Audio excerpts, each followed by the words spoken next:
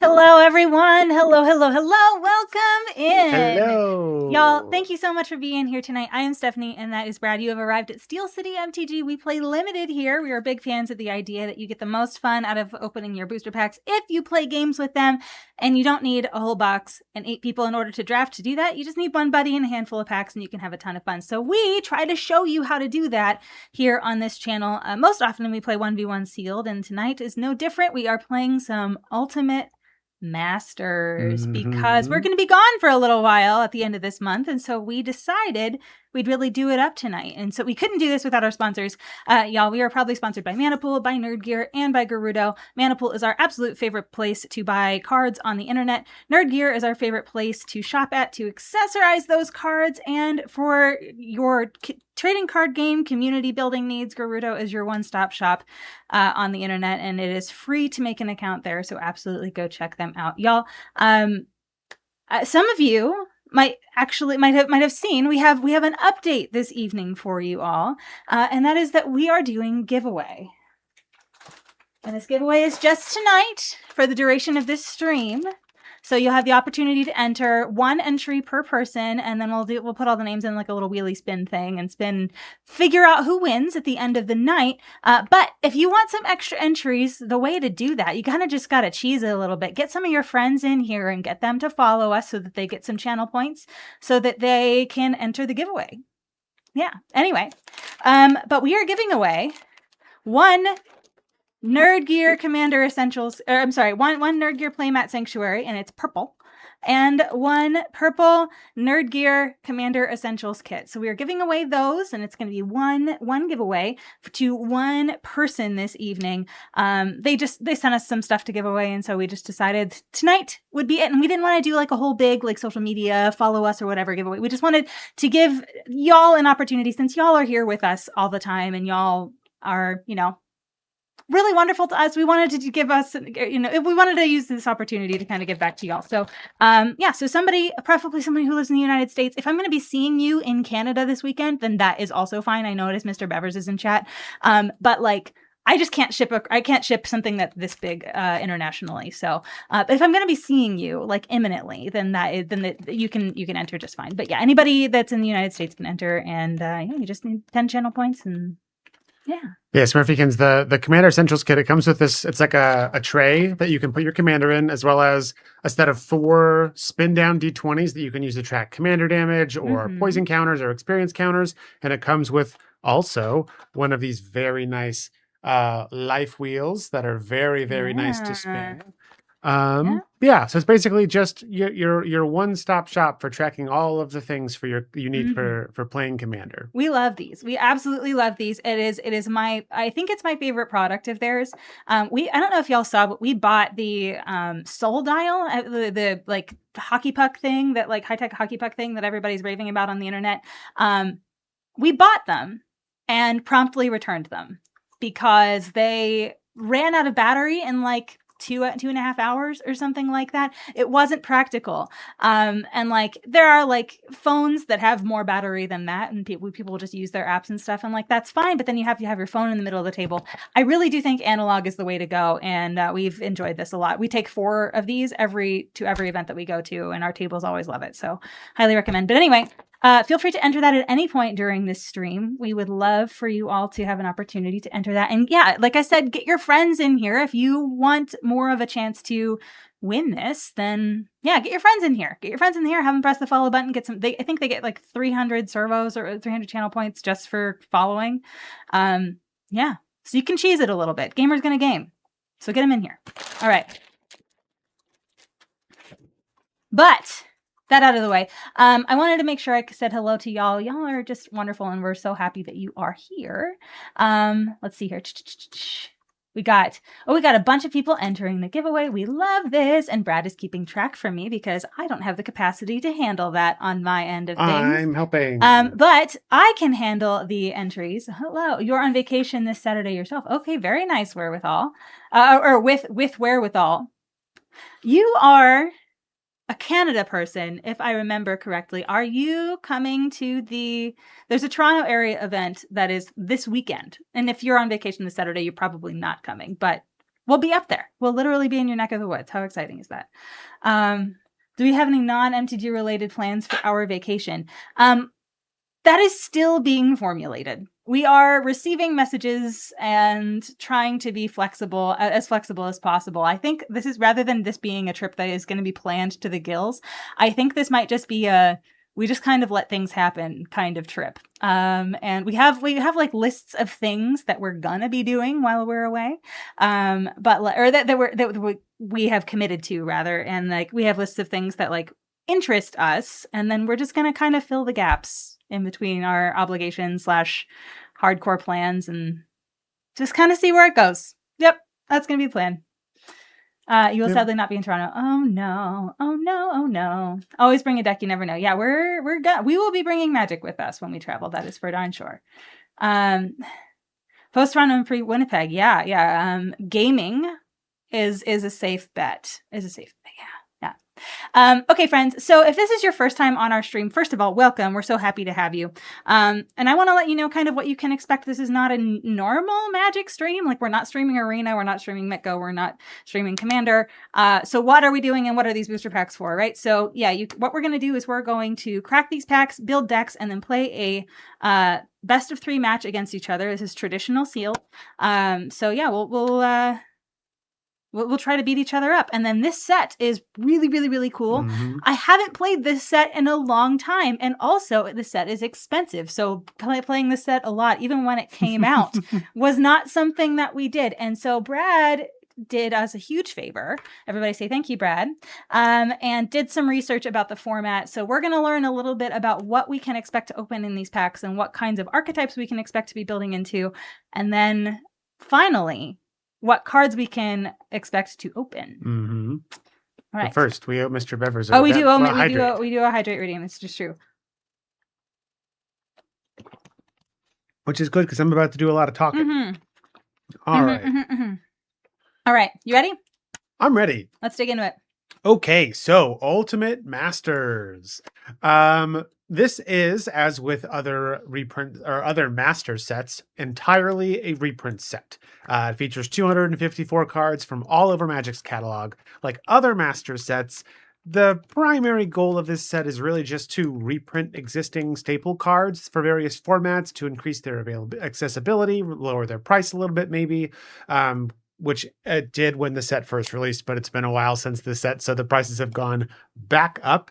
But there is, fortunately, a draft format in here complete with archetypes, synergies, strategies, and everything. But just keep in mind that a lot of the targets for these value reprints are in the rare and mythic slots, because those are kind of where the expensive cards are.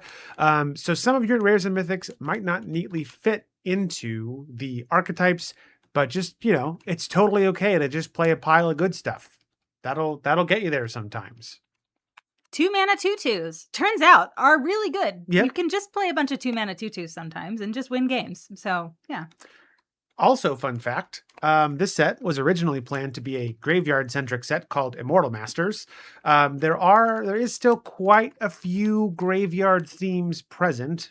You can see the influence, especially as we talk about what the archetypes are. You'll see the influence there, but there are also some non-graveyard archetypes. But that's a fun fact for you. It got pivoted at some point in design from Immortal to Ultimate. Okay, so normally what we talk about next is the mechanics that are in the set. However, as a master set, there are a lot of them. So we will show you what they are, or at least what some of them are, but we're not going to talk about all of them. But when we go to the next slide, you see there's quite a few, and this isn't even all of them. These are just the ones that kind of show up the most. But you might notice on there, Delve is a pretty popular one. Annihilator's pretty fun. We love Flashback. But you can see some of these graveyard-centric things with like Madness and Flashback and Delve and Dredge. Anyway, let's get into the archetypes. Now, these archetypes in this set aren't really broken out into color pairs like they are in other sets. Instead, they're more like loose mechanical themes, which could play in a variety of colors. So we're gonna talk through what these themes are, and then we'll point to which colors are sort of the primary for that. But generally, a lot of these archetypes are pretty flexible in terms of what colors you might be playing them in. So first, super general ramp archetype. There are. You just put Kadama's reach here. Yep. I mean, the point of this archetype is that there are quite a few big mana payoffs. There's big Eldrazi. There's mana hungry mechanics like Splice into Arcane that if you just have a lot of mana, you can just play the biggest, coolest cards and win the game that way. So this is as ramp as want to be, primarily in green. There is also some blue, but every color gets at least a little bit of the ramp slice. Next, we'll talk about Reanimator. Now, you might think primarily in black, but actually in this set, white takes the stage here as the primary Reanimator color, followed by blue and black with a little bit of stuff in red. You're basically looking to be using discard outlets or self-mill to put terrifyingly large monsters in your graveyard, and then you can use cards like Resurrection to put them onto the battlefield for less mana than it would take to actually cast them. Next, we'll talk about another sort of graveyard-focused archetype with Aristocrats. This is primarily in white, black, and red, but there is a little bit of flavor in blue. But this is essentially, you're going to be using the deaths of your creatures to your advantage, gaining benefits like damage or card draw. And then if you have some effects like Charade here that could get those creatures back so that you can sacrifice them all over again. Now, taking a break from graveyard stuff, we're into heroic auras. So heroic is a mechanic. If you're familiar with Repartee from Secrets of Strixhaven, heroic is very similar. Heroic is a triggered ability that triggers specifically when you cast a spell that targets a creature you control. And in this set, primarily the way you're going to be doing that is with auras, centered in white and green, but also there's some stuff for blue and red. You're going to be targeting your creatures with auras to make them large so you can beat up your opponent and their creatures. Taking the opposite approach, there's also some go wide themes in this set, primarily in white and red, but a little bit of green. This archetype acts like Fun Police, right? This is if your opponent has gone too deep into their graveyard synergies and not committed enough to the board, this archetype is going to punish them for that behavior as you slam a bunch of cheap creatures down and take them out of the game fast. This one keeps those graveyard players honest. Next, we have Madness, another fan favorite archetype in its primary colors blue, black, and red, but a little bit in white and green as well. You're going to be utilizing cards and effects that cause you to discard cards and then you either get benefits for discarding them, or you can ignore the downside of discarding them by casting them for their Madness cost, like this card, Fiery Temper. If you discard it, you can cast it for its Madness cost of 1 red instead of just straight up discarding it. Then last, to round out our graveyard archetypes, we have just good old generic graveyard utility, primarily in blue and green, but also there's some stuff in black. This is primarily focused on self-mill. You're going to look to fill your graveyard fast, and then you're closing out the game with effects like Rise from the Tides that care about how many cards are in your graveyard. You can also use these self-mill cards to fuel powerful delve spells to get to sort of cheat on their mana costs as well. So let's talk about where the money is. And my goodness, there is money. We've got 36 total cards that are worth $5 or more, generally our sort of threshold for putting them on our mana pool store. But the big 3 are here. And 2 of them are at rare too, which is huge. These are it's almost always mythics that meet this, that meet this criteria. And all of them are game changers in Commander. Another fun fact. So we have Ancient Tomb at 134, Mana Vault at 114, 2 cards getting the coveted 3 digits on the price slide here, and then Demonic Tutor with a very nice price point as well. It's so funny because I don't know that I want to open any of these, and I mean Ancient Tomb I guess is fine if you're doing like big mana things, but most of the time I want a basic instead of an Ancient Tomb in limited. Fair. And unless I'm playing like spaghetti monsters or something, or I have a deck full of 7 drops or 6 drops or something, you know? And like, it's the same story for Mana Vault, really. And so I don't know, maybe we'll have spaghetti monsters. Yeah, I don't know, man. Yeah, like this is, I think this is largely the effect of like, it's primarily a reprint set. You know, they're trying to find ways to reprint these expensive cards to make them more accessible. And so they might not be great for limited. I mean, Mana Vault and Ancient Tomb sure help you cast an Emrakul, which is nice. Yeah. But yeah. All right. That's what we got. That is what we got. I have our commander gameplay, not commander, our actual gameplay thing up here. But yeah, okay.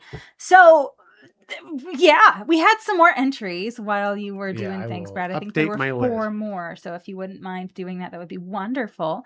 But yeah, we're gonna crack some packs now, I think. And I don't know.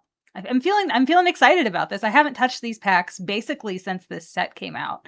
And even so, these were hard to get a hold of, right? So I think with this set, I think Smurfykins mentioned in chat earlier that this was the first set with box toppers, right? And so a lot of people, because we hadn't seen those before, right? And a lot of people were buying boxes and boxes and boxes of this just to rip and flip the box toppers. So finding sealed product for this was hard. And like, it's not like people were opening the packs, where some of them were, but like there's a ton of people that I know that just bought the boxes, didn't open the packs, and just cracked the box topper. Ooh, we got some more friends entering here. Hello, it's great to see you, Jose. Hello. Thank you for being here and hanging out with us. We'll announce the giveaway winner at the end of the stream, y'all. Thank you for participating. We appreciate you. But yeah, so I'm stoked to get into this. Do you want to get into this, Brad? I'm ready. Are you feeling good about this? Yeah. Okay. All right. Let's zoom in a little bit so people can see the cards that we open a little more easily, and let's do it. Rar indeed. Pretty sure you have an unopened box of this set. Okay. Very nice. It's a fun set. It's a very fun set. All right, let's get in here.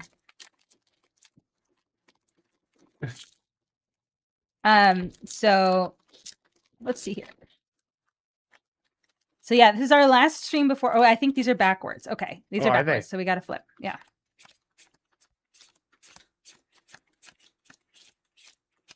At least my token was up front, so that means usually the rare is in the front too. Soul's Fire. Okay, what a card this is. This is one of my absolute favorite cards. I feel like I don't see this in Commander nearly enough. This says a target creature you control deals damage equal to its power to any target, and it's an instant. And so one of the things that I think Voltron decks really have a hard time with is killing multiple players in one turn. You really can't do that but if your deck has red in it, your deck says you can swing at one person and make them dead, and then you can play this and make them dead. It is so great. And it's an instant too, so you don't even have to do it on your turn if you don't want to. I think it's fling, but for the cost of 1 extra mana, you don't have to sacrifice your giant creature. It's insanely good. It is insanely good, and it's such a gotcha. And so play more of this card, y'all. It's like sense, and it's so good. Yes, please play this card. Okay, anyway, sorry, I will. God's Willing, what a card.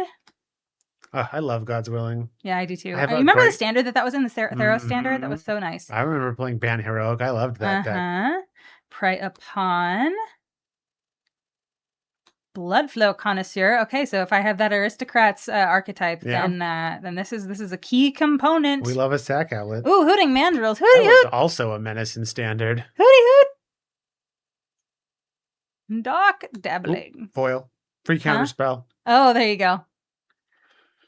The Hooty Mandies. Fire and Ice. Very nice. I feel like if I was to build a Heated Rivalry Secret Lair, this would be in it. Oh, there you go. Yeah. Frantic Search. Satyr Wayfinder. Scuzzback Marauders. Oh no. Scuzzback. We don't love that name. We do not appreciate that name. Satyr Wayfinder is a great card. We love that. I'll probably play that even if I'm not playing Ramp Dot deck. Oh, you have Big Worm. Mm-hmm. You have very Big Worm. When you kill it, I get another worm. You get another Big Worm. I know. It's Colossal Dreadmaw ×2 for the cost of 1 more mana. Mm-hmm. War Leader's Helix, which is different than Lightning Helix. For the cost of 1 additional mana, you get Two additional mana. Oh, 2 additional mana. You get 1 more damage and 1 more life. There we go. Yeah, it's funny. I remember looking at that card and going, "Man, that's a lot of mana for 4 damage." Yeah. But I feel like thinking recently, I feel like there's been a lot of 5 mana spells that deal 5 damage. Yep. And so I feel like 1 less mana for 1 less damage, but Yep. also 4 life is actually not that bad. You finally got to run a chaos draft this past weekend. It was a lot of fun. I'm so happy for you. That sounds so much fun. What were your packs? Let's see here.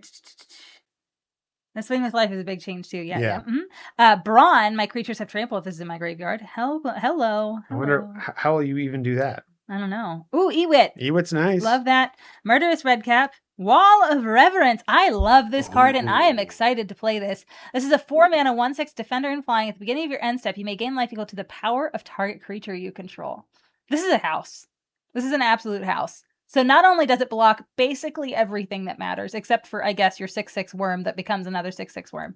But it's great. Also, okay, well, your card outpaces this quite a lot. You want to tell people what you just opened? Yes, this is Sublime Archangel. Yep. Mm-hmm. It is a 4/3. It has Flying, Exalted, and other creatures you control have Exalted. Now, if you're not familiar with Exalted is a triggered ability that says whenever a creature you control attacks alone, it gets +1/+1 until end of turn. So this, giving all of your creatures Exalted, means that whenever a creature you control attacks alone, it gets +1/+1 for each creature you control. And that's pretty cool.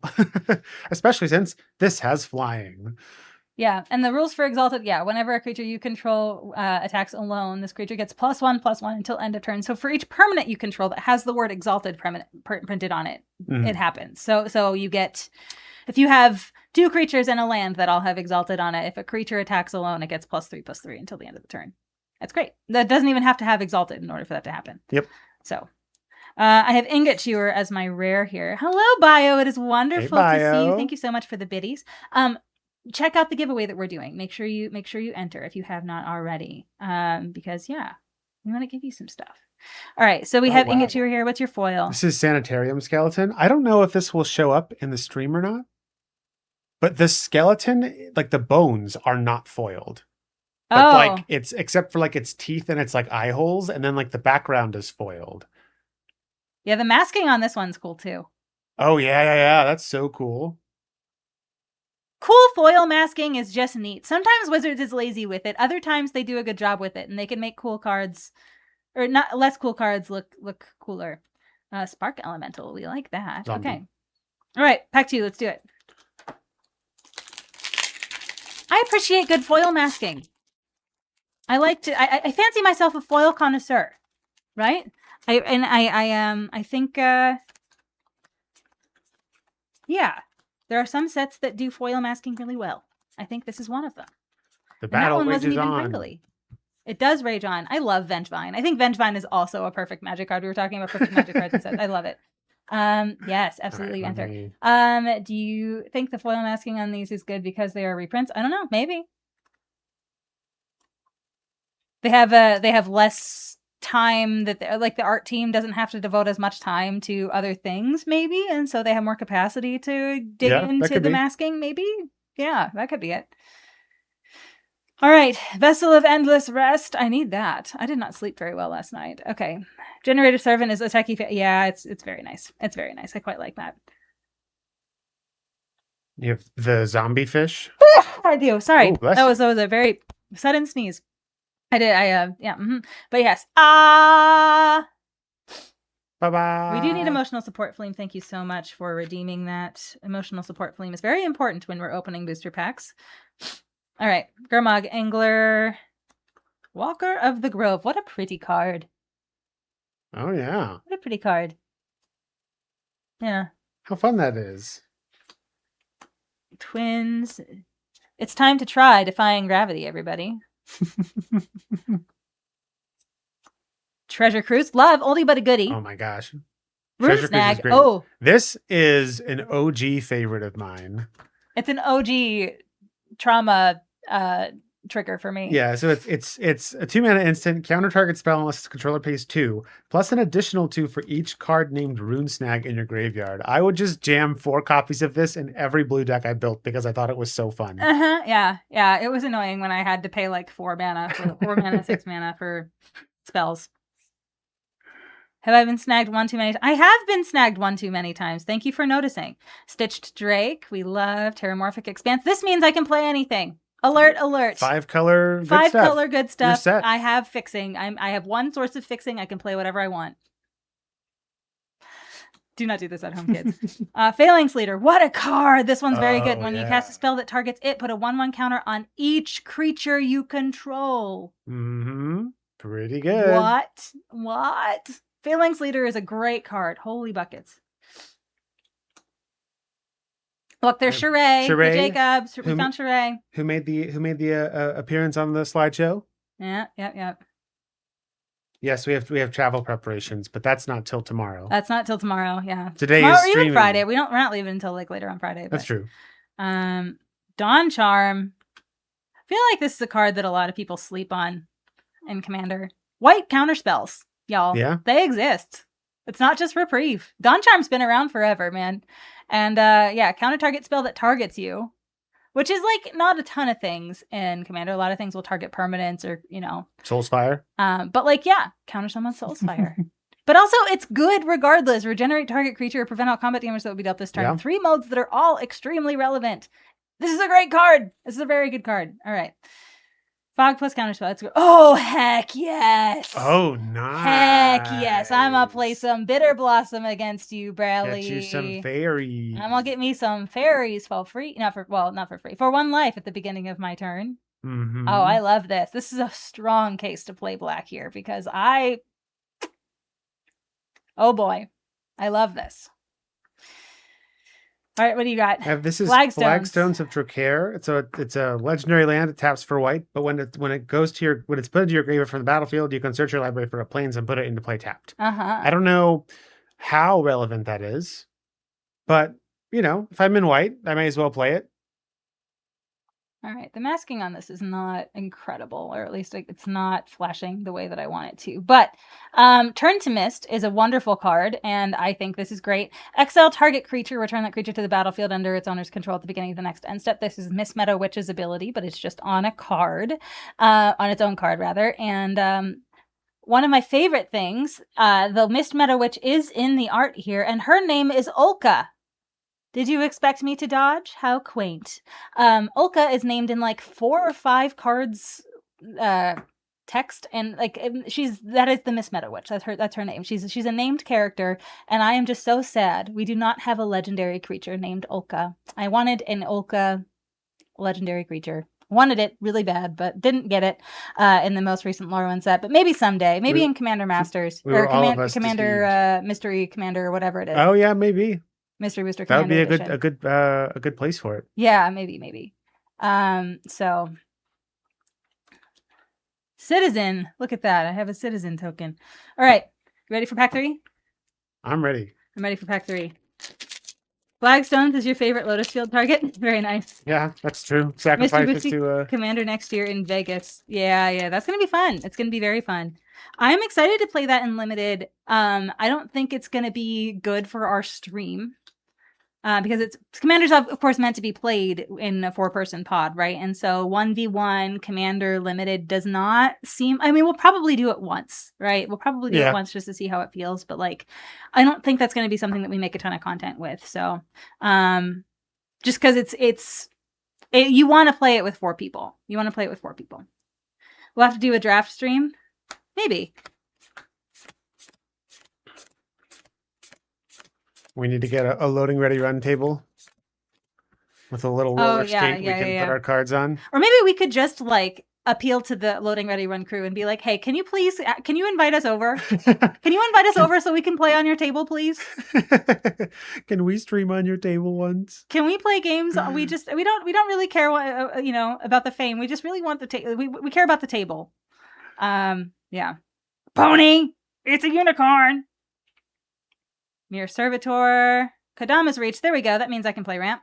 Yeah, you have two fixers now. I do. I have 2 fixers. But if I want to be impressed, look up the loading ready run where they did Unstable and had to manage Shahrazad on the fly. That would be impressive. That would be very impressive. But they're an impressive group. They're an impressive group. I honestly really, really, really like them. Like I've gotten a chance to interact with them, almost all of them in person, to like an extended degree. And like, yeah, what a great crew. What a great crew. We made the right people famous, I think. Didn't they also do that weird game Under the Table too? They might have, yeah. We're going to steal the moon base.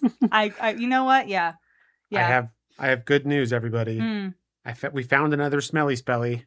Oh, what? We have the miming slime. The mimey slimy. Do you want to remind people what yes, you're... so I am working on a very bracket 1 commander deck. With the names of the cards are I call them smelly spellies. But it's things like Creeping Peeper, because that's a creepy peepee, or Scrawling Crawler is the scrawly crawly. Or the Pothole Mole, the Holy Moly. The Holy Moly. We have other things like Projecty Inspecty and Infecty Defecty. We have a Chromy Domy. Mm-hmm. So yeah, we just added the Mimey Slimy. I am including lands which don't fit the thing for probably obvious reasons. I'm at 89 cards, so we're getting close. Do you have a legendary creature that can do the thing? I don't. I have the commander right now is just the Wandering Minstrel because he makes lands enter untapped, so I can have just the jankiest mana base and still play all my cards. Okay. All right, I dig it. But all right, Canker Abomination. Beautiful. For Umbra. Now this has been errated to Umbra armor, but gets +3/+3, and when it dies, no, it doesn't. This just goes away. Crow of Dark Tidings. You like that? That's a fun one. You appreciate when Brad is being wholesome and not the fun police. I also appreciate when Brad is being wholesome and not the fun police. Can't I do both? Yeah. Can't I do both? No, turns out you can't. Meringue River Prowler is a unblock a blocks thing, and so that's a great thing to give auras to. And then Entomb is my rare. This is a nice card. This is worth some dollars. Search your library for a card, put that card in your graveyard, and then shuffle your library. I have this Golgari Charm, which is not a rare, but I wanted to call it out because I think this is another card that is at least marginally underplayed. Some of the modes, so it's 3 modes are all creatures get -1/-1 until end of turn, destroy target enchantment, and regenerate each creature you control. Yeah. And the first one probably not super useful unless you're playing against like the heir apparent. But destroy target enchantment, generally pretty useful, and regenerate each creature you control is almost always useful. So I think play this card more. Yeah. All right, let's see what my rare is. Phyrexian. Wow, that's a good one. That is a good one. And you have charade. Okay. So we maybe could do some shenanigans. Oh, and you have a foil Tassiger. You son of a gun. Ooh. You son of a gun. Okay, fine. Well, I have a foil Walker of the Grove. Is the masking good on this one? I don't know if you'll be able to see it, but like masking's good. Yeah, like his skin and his clothes aren't foil, but then he's got like these chains around his neck that are foil, and like his belt buckle thing is foil. It's cool. It's cool, Very Chad. nice. It's cool. Very nice. Ooh, I have the worm that you'll need when you play that thing. Oh, nice. 6/6 worm. Good teamwork. Good teamwork indeed. All right, pack 4. You ready? I'm ready. Let's do it. The Banana Man. Why are we calling him Banana Man? Does he have a banana in his hand? I think in not this printing. Oh, he had a bowl of fruit. That bowl of fruit. Yep. Tesker looks weird standing up. He should always be reclining in his throne. Yeah, I agree. Do you all remember Star City Games has the Critter collection or whatever, the one where they turn magic cards into like a like little critter pun. Like they had Death Right Salmon, and they've had like, I don't know, like smell snare instead of spell snare. It was like a skunk and stuff. Like they have an entire series of them. They have Tacit Purr, which is very funny, which is like an angry looking cat sitting on a chair. It's very cute. It's very cute. And I have the playmat and I will never get rid of it because I think it is beautiful. Hour of Meow Station Almond Cat. Yeah. So this was several years ago. I don't remember how many years ago, but we have sent out Christmas cards exactly once. Yeah. And the Christmas cards that we sent out, Steph took a Santa and photoshopped him in Tassiger's. Like if you look at the original art for Tassiger, it's just Santa sitting on Tassiger's throne, and we just sent it out to our family. No one knew what was going on, but it was very funny. They're like, why is Santa on this weird chair? I don't get it, but like Magic players knew. And so funny. Yeah. And so like we had like, it was like on my mom's refrigerator. It was like this like Tassiger art for a Magic card, but it was like on her refrigerator for like a little while. It was great. It was really great. Demure Guildmage, Raid Bombardment, Wild Mongrel, Reclining Tasker with a bowl of fruit, but also reclining even Ian Malcolm. Yeah. Man, I'm loving all these heroic cards. Pulse of Marasa, Deranged Assistant. Stupid, sexy Jeff Goldblum. Yeah,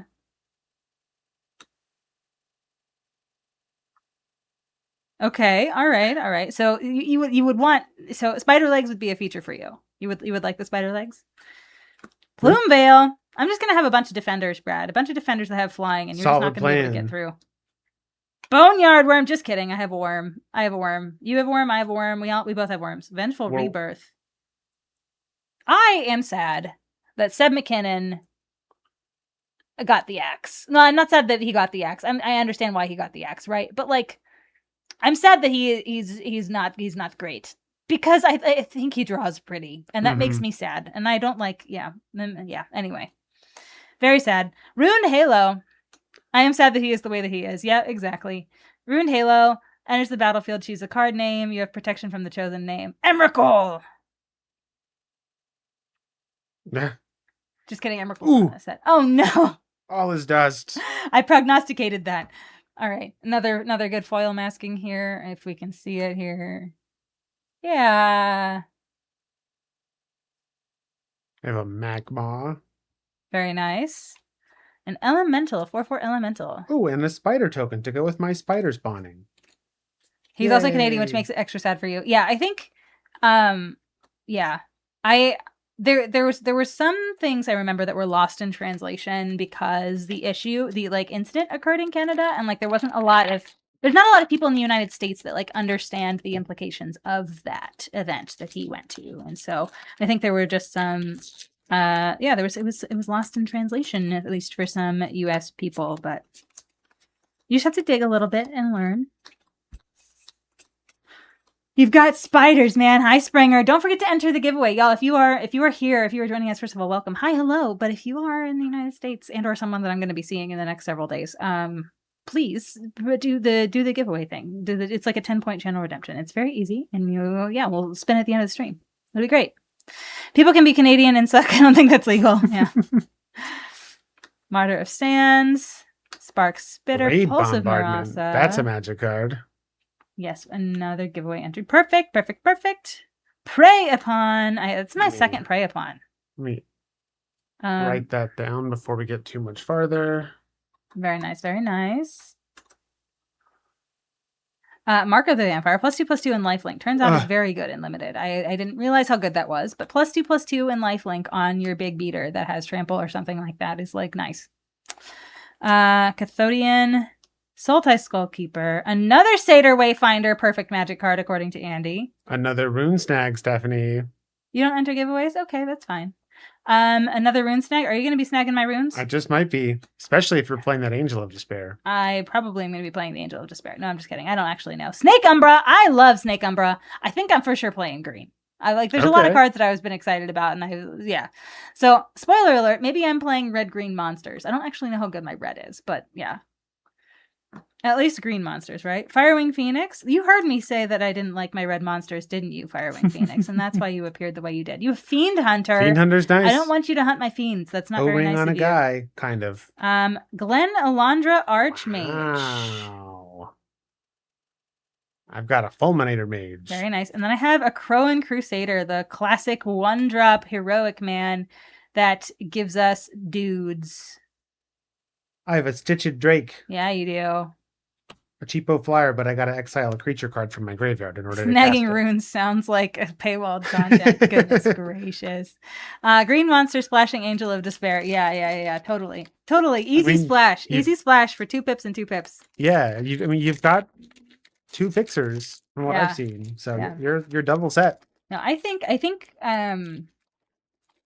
maybe it's like a Bant heroic kind of thing that I got going on over here. We're gonna see. Make me so jealous. I know.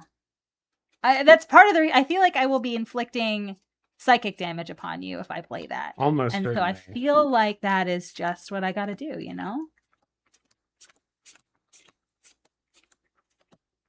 Hello, Arizona Angels. It is good to see you. Welcome. Ooh, Ulamog's Crusher. Has to attack each turn if able, but I don't care. It's an 8-mana 8/8 that annihilates 2 of your things. Ugh, gross. Heck yeah. I have here Skyspear Cavalry, which is a cool Magic card. But I'm calling it out because art by Wayne Reynolds. Oh, hey, a nice Skyspear Cavalry stuff. Wayne Reynolds, you may know, does almost all of the art for the Pathfinder, which we play a lot of. Which is our TTRPG of choice. Has a unique enough style that I can almost always just recognize Wayne Reynolds' art. When I see it on a Magic card, I'm like, oh, that's Wayne. Yep. I know that one. Very nice. Hey, I have an Ulamog's Crusher. Oh, I'm not special anymore. Arizona Angels, make sure you enter our giveaway. We've got one going on. There's a pinned post that tells you all about it.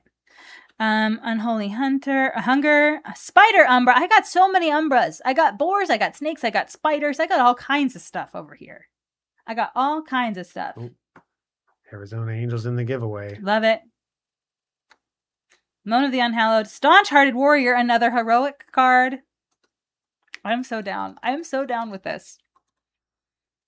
I think I play some evasive blue guys. I think I play some low to the ground white guys and green guys, and I give them auras and make them mean. Hissing Iguanar. Now, do you think they just added the R accidentally? Like, is it supposed to, like, is an iguana different than an iguanar? Is it an iguanar because it has, like, angry teeth and is large? Maybe, and is roughly 3 times the size of a person? I think so, yeah. They're just too majestic to only be called iguanas. They need another letter. Iguanar. Yep. Yeah. All right. Last gasp. Okay, very nice. I have Archaeomancer. Become Immense. Very fun. That sounds like something I want to target a heroic creature with. And it has Delve. Hooty. Just like the Hooting Mandrills. Artisan of Kozilek. Ugh. 2 spaghettis in one pack? I have 2 spaghettis in one pack. I love that. But my Alles Dust won't even get rid of it. That's so much more spaghettis than what you have. That's like roughly twice the amount of spaghetti. Twice the spaghetti. Brad has. Yeah. Unless you count Alles Dust. I think that's a kindred sorcery. I don't count Alles Dust. Counter Squall, and then Urborg Tomb of Yawgmoth. What a card. This is one of the big 3, right? No. No, it's not. But it's in the... it is. It's a big one. I have a Bridge from Below. Oh, okay. Now this is a weird one. If you're not familiar with Bridge from Below, Bridge from Below doesn't do a darn thing unless it's in your graveyard. It says whenever a non-token creature is put into your graveyard from the battlefield, if Bridge from Below is in your graveyard, create a 2/2 black zombie token. Whenever a creature card is put into an opponent's graveyard from the battlefield, if Bridge from Below is in your graveyard, exile Bridge from Below. So very fun, very weird card. I have never played it, but tonight might be the night. My foil in my pack was a Staunch-Hearted Warrior. So I have another one of these. I think heroic is where I want to be here. I'm just gonna go self-mill. Self-mill? Bridge from Below to give me blockers while I wait for my Laboratory Maniac to win me the game. I mean, chat wants you to cook with Labman. So, I mean, Here I we feel like that means go. you need to, right? I Like guess, yeah. that's how that works, right? Okay, we're going to sort our cards and yeah, but we're going to run a very quick ad while we do so. So if you are subscribed, you get to just sit back and listen to the secret podcast, but otherwise we will see you in 90 seconds, y'all. All right. If you are here right now and you are listening to us, you're subscribed, and we're very thankful for you. Thank you so much. It really, really does help us. Okay, you're giving us tentacles. That's not very nice of you. We need to sort cards. Fine. Brad gets them too. Okay, fine. That's fine. As It's long whatever. as it's not just Steph. But you all are subscribed, and we appreciate you for subscribing, even if you give us finger tentacles while other people are in an ad break. But thank you for listening, for subscribing, and then you get to listen to the secret podcast through the ad break. Secret podcast. Thank you for subscribing. Okay, now we have to sort our cards, and it's going to be way less easy now that we have these things on our fingers. So thank you, Alex, for your continued support. All right. Counter Squall. We have Artisan of Kozilek. I feel like that's like... I feel like I want to do like rampy things. Rampy Delvey. I don't know what I'm going to do here. But yeah, we typically will put our... I need to zoom out. Woohoo, hold on. Oh, me too. Oh, wow. Distracted by the tentacles. This is our tentacles. first time doing this. I just am apparently very bad at this. Okay, beautiful. But yeah, we usually put our creatures on the top row and our non-creatures on the bottom row, and then just kind of assess from there. I really can't put my things in piles. This is going to take like twice as long as what it needs to. Thank you, Alex. Thank you. Everybody tell Alex thank you. Thank you, Alex. You'll have the harmonization down. I don't know that we were harmonizing. Or were we? I don't know. I don't know how to do that. You don't know how to do that, no. I do, but then Brad does the thing where he just like sings whatever I sing. Yep. And so he does, like staying level is not something that he can, yeah. Yes, exactly. I will just instinctively mimic whatever I'm hearing. Yep. So. Mm-hmm. Which is fine. It's fine. You're good at other things. This is true. All right. Ulamog's Crusher. We love. Fulminator Mage. Stout-Hearted Warrior. You get to sort our cards with intention. I always sort my cards with intention, Alex. I don't know what you're talking about. All right. A Curling Crusader. I do like this. I wonder if it's... maybe it's not banned. Maybe it's red. I just really have no concept for how good my... red cards are. I don't know that they're that great. So maybe the Acroan Crusader will have to sit out, but I don't know. I really do love how much or how many of these Umbras I have though. So we're going to see. And I have I have Satyr Wayfinder, two Satyr Wayfinders. So I should be able, two Satyr Wayfinders at Kadama's Reach. So I should be able to hit the bigger creatures too. So if I play blue, maybe that's like, I don't know, maybe we got some ramp stuff going on. Also, Squid Hat Steph. Oh, yes, I do need the Squid Hat. You're right. Okay, here we are. Yes, Alter, I am part parrot. I identify with birds. Brad really does love birds. We almost got a bird. When we first moved into our house, because we were living in an apartment for a while, and they said no pets there. So when we first moved into our house, we were like, okay, what kind of pet do we want? And so we were kind of going back and forth about like, okay, so we kind of want like a non-traditional pet, right?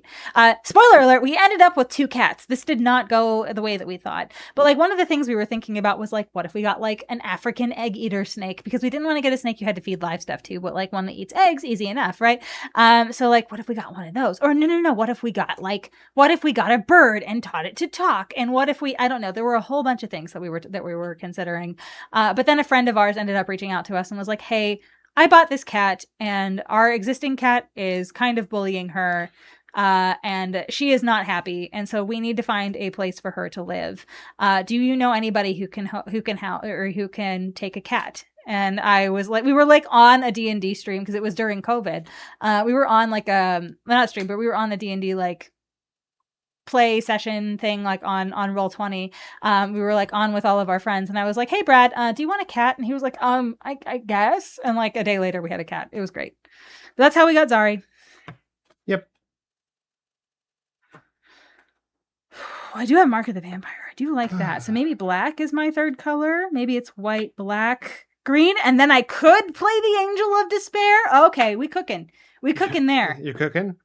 I am sad because I know I have this Sublime Archangel that I really want to play. You're not gonna play it? Well, but I'm seeing a lot of sick like Sultai themed graveyard stuff, and so I think I'm gonna at least have to consider Sultai graveyard stuff. Yeah, which means I don't have to fight against the Sublime Archangel, and I like that.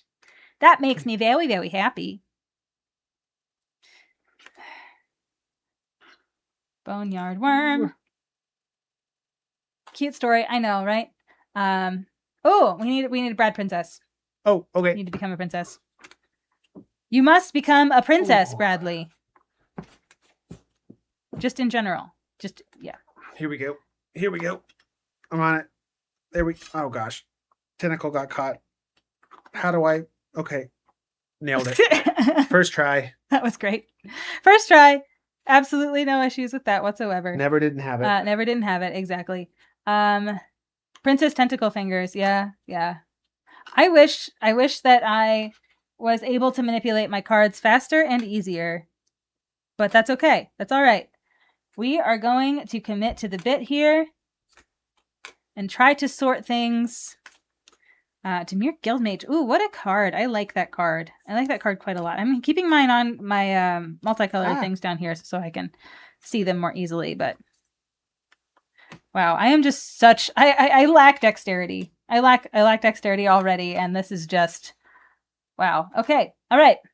Entomb. So do you still think you're doing Sultai after digging into your stuff there? Yeah, I think so. Yeah. Okay. Like I've got like a Tassiger. I have like with Bridge from Below with Phyrexian Altar is really good. I have 2 Sanitarium Skeletons, which is a creature I can just return to my hand from my graveyard. Plus like what is it? The Spider Spawning, which is really good.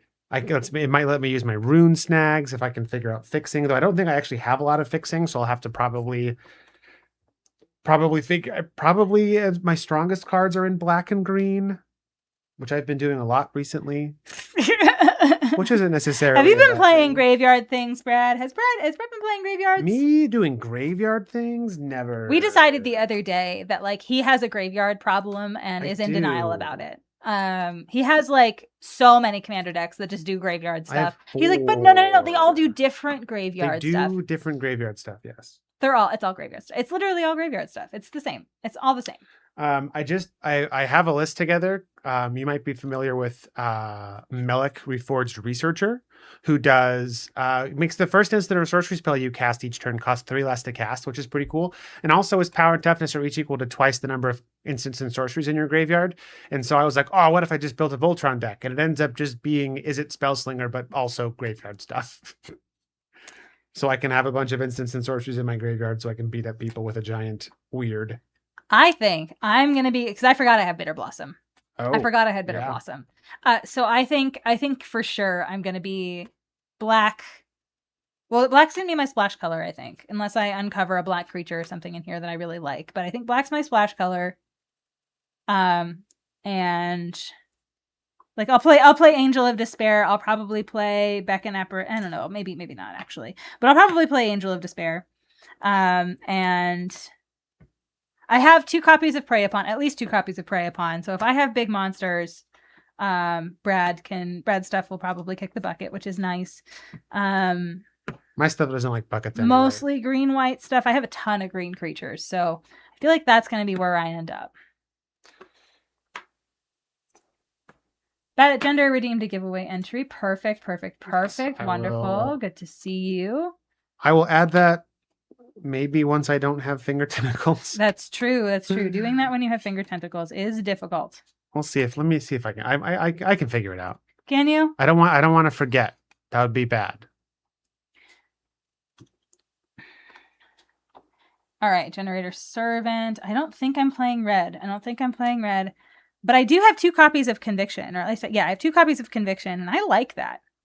I like Conviction quite a lot. It's removal protection, right? So Conviction says enchant creature gets +1/+3, which is great. I like big toughness. And then you can pay a white to return Conviction to its owner's hand. And so, like, if somebody tries to get rid of your creature that's enchanted with it, you can return it to your hand and then enchant something else. So you have to boss them with your blossom. I was going to say, bad agenda's out here spitting rhymes. Yeah, boss them with your blossom, make them bitter with your fairy hitters. You know what? I need to consult you anytime I make content, as it turns out. I do not possess the level of creativity and pizzazz that you do. Oh, I forgot I have Brawn. My things are going to be so tramply. Brawn. More Satyr Wayfinder. Yeah, I have fixing in green, across the board. So really, maybe I just play green and then all the other cards that I want to play from the other colors. Is that reasonable? Maybe that's just what I do. Well, now you're blushing. Oh. I have so many multicolored cards. I don't usually have to consider this many of them. Hooting Mandrills! Hooting Mandrills! They are mandrills. Hooting, hooting, hooting, hooting mandrills! That's not how that works. I think so. I think it is how it works. God's willing and soul's fire. Okay. Beautiful. I think Brawn and Satyr and Delve all synergize together. They sure do. They sure do. They sure do. And I have the Angler, I've got Hooting Mandrills, and I have Become Immense, which is another Delve thing. So that could be cool. I do think I want to play white and black and green. I have a crap ton of fixing in green, plus I have a Terramorphic Expanse, which means the world is my oyster if I have a single Terramorphic Expanse, right? That means I can do anything I want. I think that's how that works, yeah. I can be as irresponsible as I need to be. I am concerned about my removal, but I have the Angel, I've got Prey Upon, and I think I'm gonna have quite a bit of mana here. I'm gonna run Urborg Unlimited, which is gonna be fun.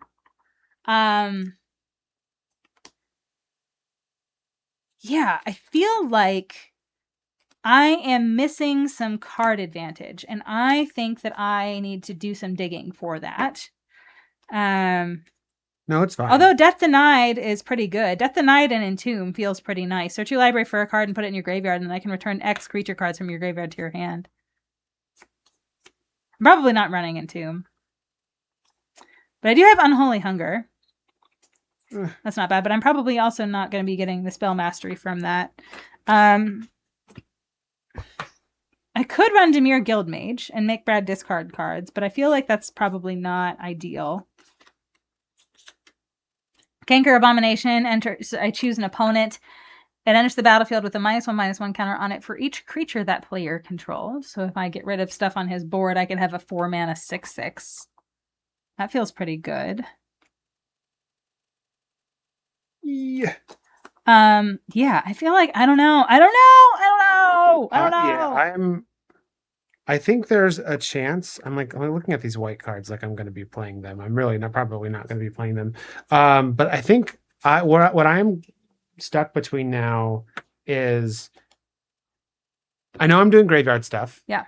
I think the two avenues I could go is either like black-green, maybe blue, kind of slower graveyard value stuff, or I think there's room for black-red, kind of aristocrats nonsense. I have a couple different sack outlets. You have the Phyrexian Altar, don't you? Yeah, I have Phyrexian Altar, and I have a Bloodflow Connoisseur.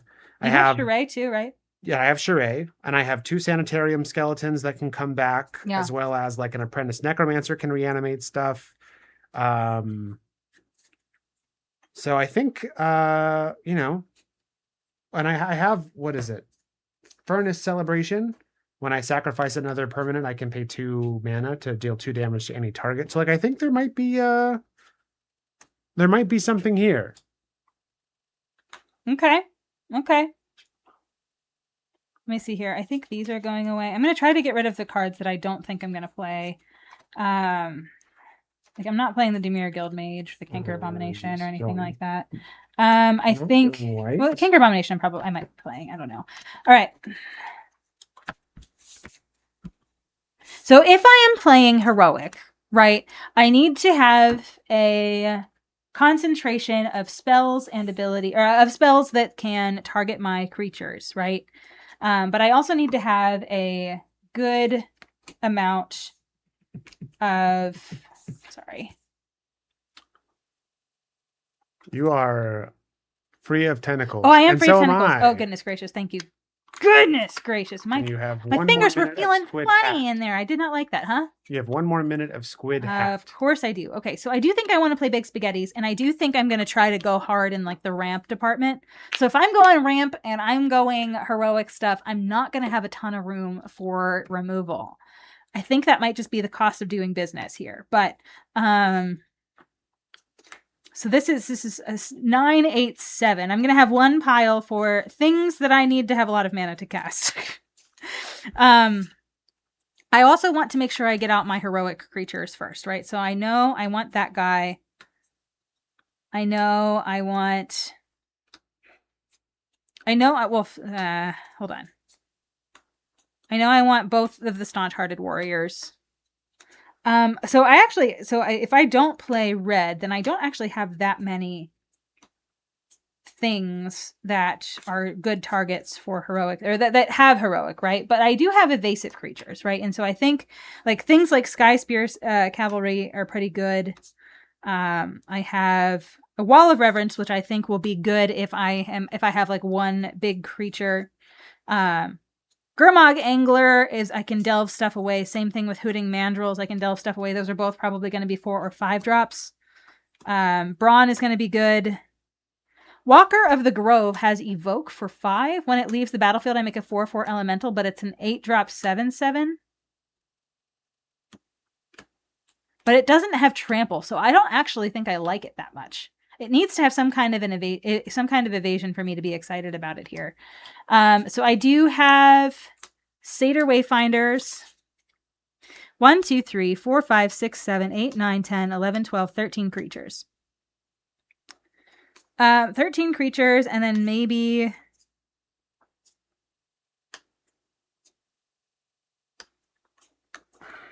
Honestly, maybe the Canker Abomination. Well, no, it doesn't have evasion either. I think I need stuff that can...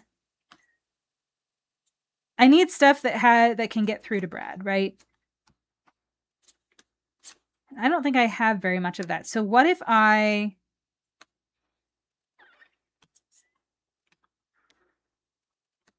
Maybe Canker Abomination is the right call here. Because, I mean, Brawn will give me trample, right? And so if I have the big creatures, that's probably good. 14 creatures. So 14 creatures means that I need... What? So if I want 23 cards, I need 9 non-creatures. And the non-creatures that are great that I have... I love Bitter Blossom here. I feel like that's just... I just need to have that. I need to have both copies of my Prey Upon here. Probably. 5, 6, 7, 8, 9, 10, 11, 12. Or what if I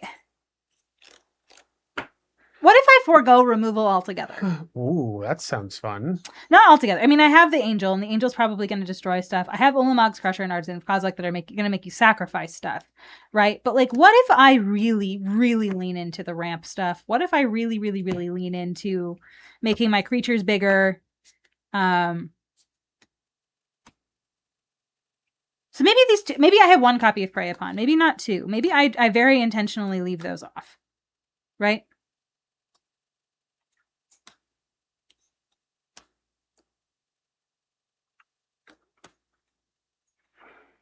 We need the Snake Umbra. I really do like the Spider Umbra. I think I like that. Well, the Boar Umbra is probably kind of bad. Become Immense is huge. That's another delve card. 1, 2, 3, 4, 5. We love God's Willing. 6. We love Dawn Charm. That's 7. Maybe 8, 9 is just both Prey Upons. 20. But you said no removal, Steph. I lied. Why would you do that to me? Because I am a scoundrel. So here's the deal. Bitter Blossom, I think, is great.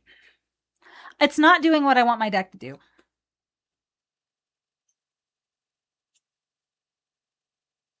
Not playing Bitter Blossom would make me sad. I really like Bitter Blossom. But I also think, like, Mark of the Vampire is probably really good here. If I have a big monster that has lifelink, Brad's probably in trouble, right? Like, 1, 2, 3, 4, 5, 6, 7, 8, 9, 10, 11, 12, 13, 14, 15, 16. We also just have Resurrection, which is just like return a creature from your graveyard to the battlefield. I think that's so huge because he's going to try to do so much stuff to like get rid of my things. John entered the giveaway. Perfect.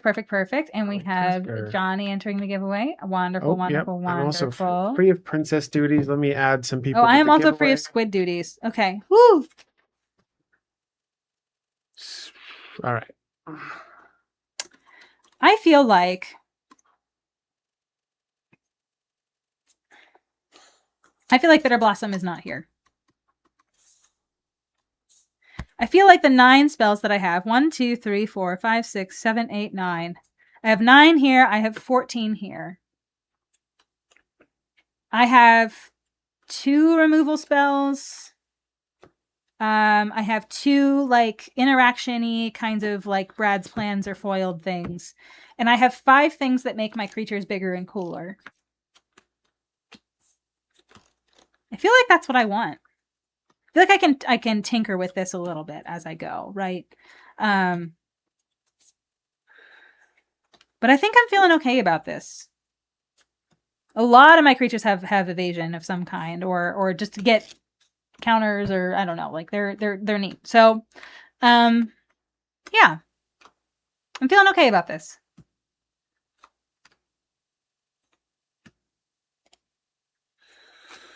We do need emotional support, Fleam. I agree with you. Here's some Fleam here. Yes, there is Fleam. He's going to give us some emotional support as we deck build. But yeah, I feel like nice pulls on the Urborg, Bitter Blossom, and Phyrexian Altar. You've wanted those since forever. Yeah. So, Jacob, we're going to have those on our Mana Pool store probably. And actually, I'm probably going to put them on tonight. And we leave on Friday. So if any of y'all place an order on our store like tomorrow or like Friday morning, I'll probably be able to get them out in the mail to you before we go. And then I have to take our store offline when we leave the house on Friday. So, but I will have them up there, and I will have them up there expeditiously. And so if you want to check out our store on Manpool, use the affiliate link first of all. Click that, and then you can filter by like if you go to the singles. And like on the left, it'll let you filter by seller. You can just search Steel City MTG and we'll come up and you'll be able to find our store. It'll be great. Stefan Abzan gets all your channel points, please. Oh, wow. Okay. I really do think like, I mean, I've got Brawn. I've got Hooting Mandrills, Gurmag Angler, Snake Umbra. Not Snake Umbra. I've got Become Immense. I've got some ramp stuff going on here. Yeah, wow. 2 copies of Satyr Wayfinder just really enables that very well. I think I am going to have a hard time with card advantage. And I looked and I looked and I looked, and I don't know that I have a ton of that. But I do have, while I don't have a ton of removal, I have like probably 3 sources of like hard removal. I do have like interaction, right? I have instant speed, Become Immense. I have God's Willing. I've got Dawn Charm. And so that can kind of behave like removal in a way, in that it like foils Brad's plans or makes something that he wanted to be useless for the turn. So yeah, I'm feeling okay about this. How are you feeling, Brad? Are you ready to give an elevator pitch? Yeah. Okay. I think so. All right, friends. If it is your first time here, first of all, welcome. Secondly, this is one of the things that we do every single stream. We give you an opportunity to let you know let us know who you like better, and by that I mean who you think is going to win tonight. So what we're gonna do is I will give you an elevator pitch for my deck. I'll try to explain to you what my deck is gonna try to do and why I think I'm gonna win, and then Brad is gonna do the same thing for his. So yeah. We're gonna see how this shakes out. So I have turn on your hearing aids, because we're gonna ask you to spend some channel points here in just a minute or two, and you'll be able to vote for who you think is gonna win based on our pitches. And then at the end of the stream, we'll see who was right and who voted for Brad. I'm kidding. All right. So yes, I am playing what is looking like a primarily green-white heroic kind of build. I have some black cards in here that I think are going to be difference makers. I've got the Canker Abomination, the Gurmag Angler, the Angel of Despair, and Mark of the Vampire. I am going to do some ramping because you'll notice I do have some higher mana value things. I have an Artisan of Kozilek. I've got an Ulamog's Crusher. I've got an Angel of Despair. And then I've got some Delvey things in here too. I've got the Become Immense, Gurmag Angler, and Hooting Mandrills. But I'm hoping to enable that both by I'm hoping to enable that with, I have 2 copies of Satyr Wayfinder, and then we also just have we have some instants and sorceries that I'm hoping will be in my graveyard that we can just pitch away to delve costs to get those big monsters out nice and early. So I am a little bit light, and I don't really have a ton of card advantage in here, and that is worrisome to me. I didn't really have a ton in my pool to begin with, but I do think I'm going to win the big monsters contest. And what Brad is doing, I think he's doing some reanimator shenanigans, which is great and all, but that would be better for him if I was playing a ton of targeted removal, and I'm really not. And so I think my big tramply monsters are going to give him a big headache, and I'm really hoping that that's the case. So that's what I've got going on over here. What do you got going on over there, Brad? I am making a last. I was waffling back and forth, and I am waffling no more. I am playing mostly black-red aristocrats. I've got some cool sacrifice stuff like Bridge from Below, if I can get that in my graveyard. Then whenever I sacrifice a creature, I also get a 2/2 zombie. I have a fair amount of creatures that I can get out of my graveyard or things that come back, like Scuzzback Marauders. And I have some stuff that cares about when I sacrifice things to just ping Steph directly. So I don't know. Yeah. I feel good about this. I was kind of going back and forth between this or a green-black deck that was sort of a little more slower, value-y, long game stuff. But I think this will be more fun. So That's what I'm going with. All right. So friends, you heard the pitches. And Brad, I think it's time to give them an opportunity to let us know who they like better. Yeah? Yep. All right. The votes are live. So spend your channel points. If I'm a little light, what does that make you? Oh, that's funny. You're a regular light. 1, 2, 3, 4, 5, 6, 7, 8, 9, 10, 11. This is 15 plus 2 is 17. That adds up. All right. The satyr eyed the waiter, though he's... Oh, goodness gracious. All right. Now, while we are voting, we're going to go ahead and run a very quick ad. Just because I feel like Brad and I are going to be sleeving, and there's not a whole lot of interesting things that happen here, except for the secret podcast, of course.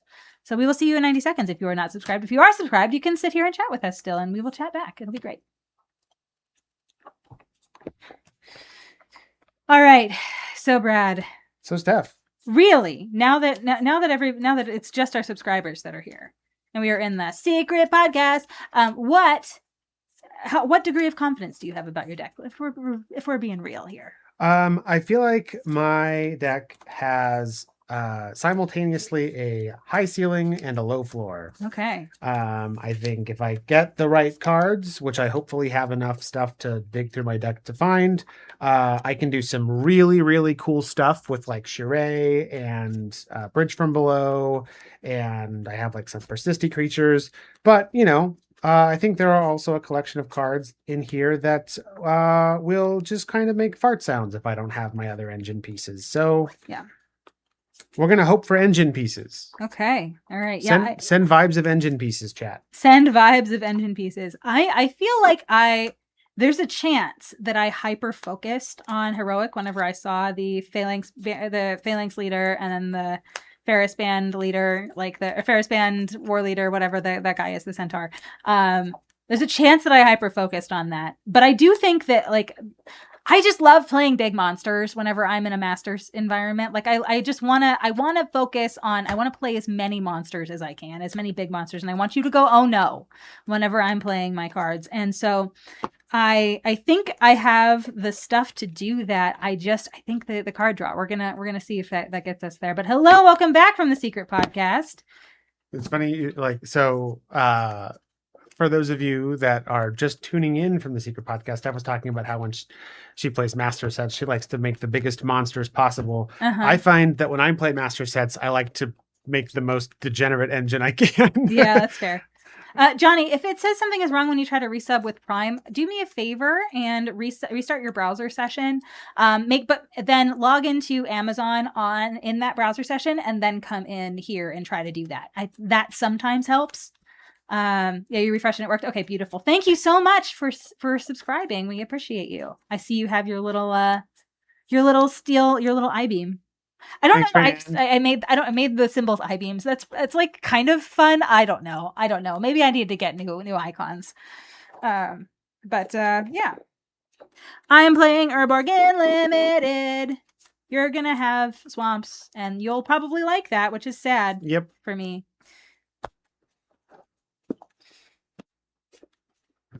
All right. We are almost done with jambling. Yep. So far, Steph's in the lead. Am I? Yep. Okay. You got 61% of the vote, so of the points. Beautiful. All right. So for those of you who are here hanging out with us and you have not yet entered the giveaway yet, we are giving away 2 things to one person this evening. We are giving away a Commander Essentials kit from Nerd Gear. This is going to be one of those little trays that you put your commander in, and you have a spin down life counter. I love these spin down life counters. They do sell these separately, by the way. And then they have little dice and stuff and a little cast tracker. This is awesome. I think it's their best product. And it also comes with a bunch of other stuff. So on the back, it comes with a life tracks counter, but it also comes with some plastic dry erase tokens. So the things that we use on our stream a lot, here's one. These things that are the thickness of a credit card. There's a couple of these in there for you to try as well, which is neat. There's a nice felt pouch that all this stuff is in, and then there's a felt pouch that you can keep your tokens in. There's a bunch of really nice stuff in here beyond just what's on the cover here.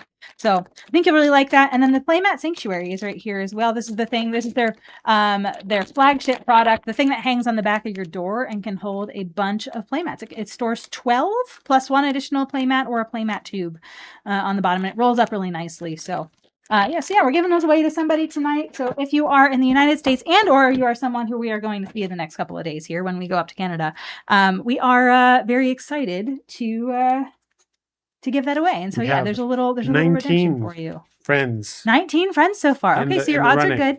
And it's 1 entry per account, but you can cheese it a little bit. So if there's someone, if your spouse has a Twitch account or whatever, and they just want to hop in here and press the follow button and get 300 channel points and then get in there and, you know what I mean? You can cheese it a little bit, and that's okay. As long as I have a way to get in touch with them. I probably will get in touch.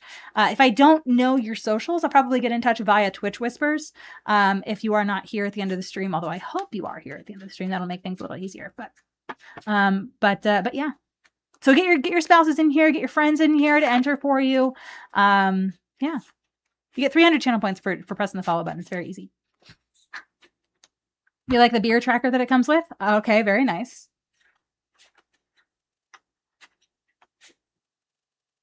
Yeah, the Nerd Gear products are really great. I consistently am impressed with their stuff. They have deck boxes. They actually just sent us. And you know what? I'm going to go upstairs and get one really quickly.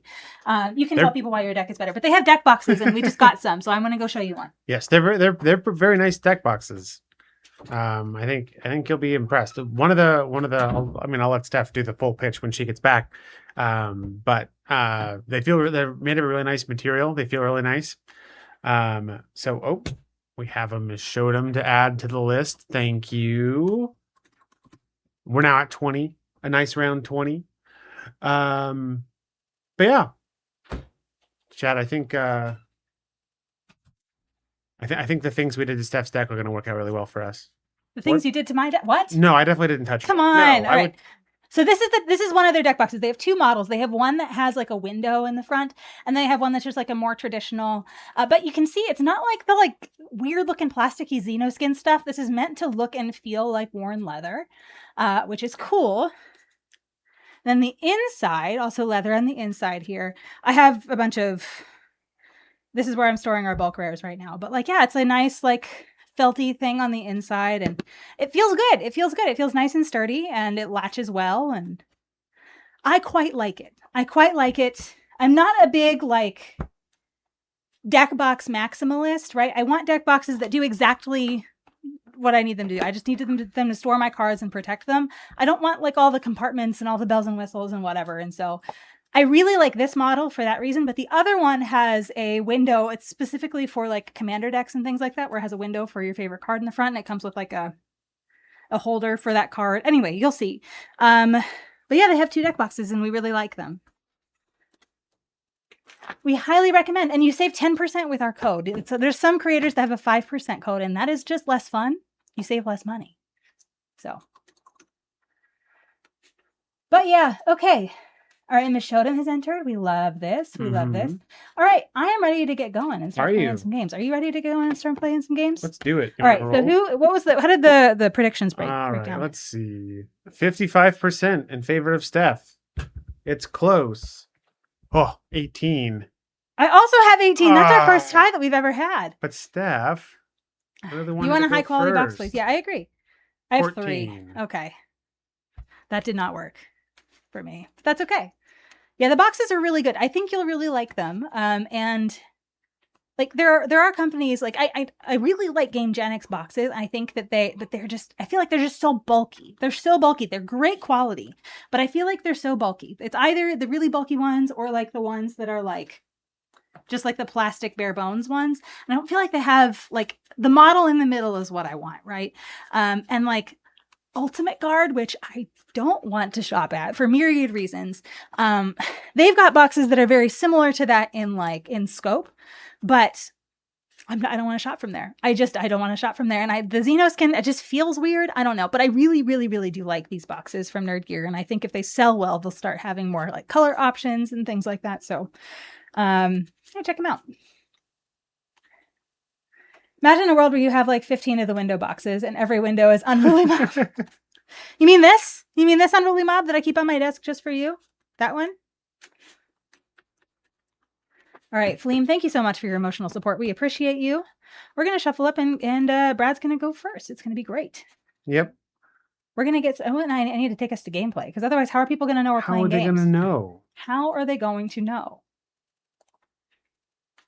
Oh, boy, chat. Going to 5. For your favorite card. You're going to 5 already. I haven't even did my first hand yet. That's all right. I've had a little bit more direct shuffle time. You did. All right. I just gotta, apparently my lands are all stuck together. Ooh, I'm gonna keep this. I have Urborg in my starter. Perfect. I'll just keep a hand of all mountains. Yeah, that's exactly what I think you should do. Which my first hand, interestingly enough, did have only mountains. And I was like, I can't do that. I should have counted on Steph being nice. Yeah. And like, oh, Andy, yeah, I feel like that's just kind of like bare minimum, right? Yeah. I feel like that's like, while I appreciate your appreciation, yeah, like I just feel like companies that break bread with turfs should not have our money or our attention or our airwaves. Yeah. So even if they give you a lot of money to do it, I think there are some creators that really love the sponsorships that they have because they like having the money. But for us, it's very important to us to have companies that we believe in and that stand for good things and that have good leadership and good business practices and things like that. And so, yeah, everybody needs to make money. Everybody needs to pay bills. I get it. But yeah, we are in a position where we are able to be picky and choosy about who we partner with. And so we're very grateful for that. Mm-hmm. Trans rights are based. I agree. You can watch 2 more days this 2 more days this week for a watch streak. There you go. Now I think you can get a watch streak from watching our VODs. I think. I don't know for sure. But yeah. Anyway, I think lots of people quietly have correct opinions like that, but won't say it out loud when given the opportunity. Yeah. Sure. You're welcome. I'm happy to. Anyway, let's get started here. We'll start taking some turns. You can go first, Brad. But yeah, the other day people were like thanking me for like calling out companies and stuff like that. And I don't think that's like what my social presence is, but I think like when I do, people listen. And so that's cool.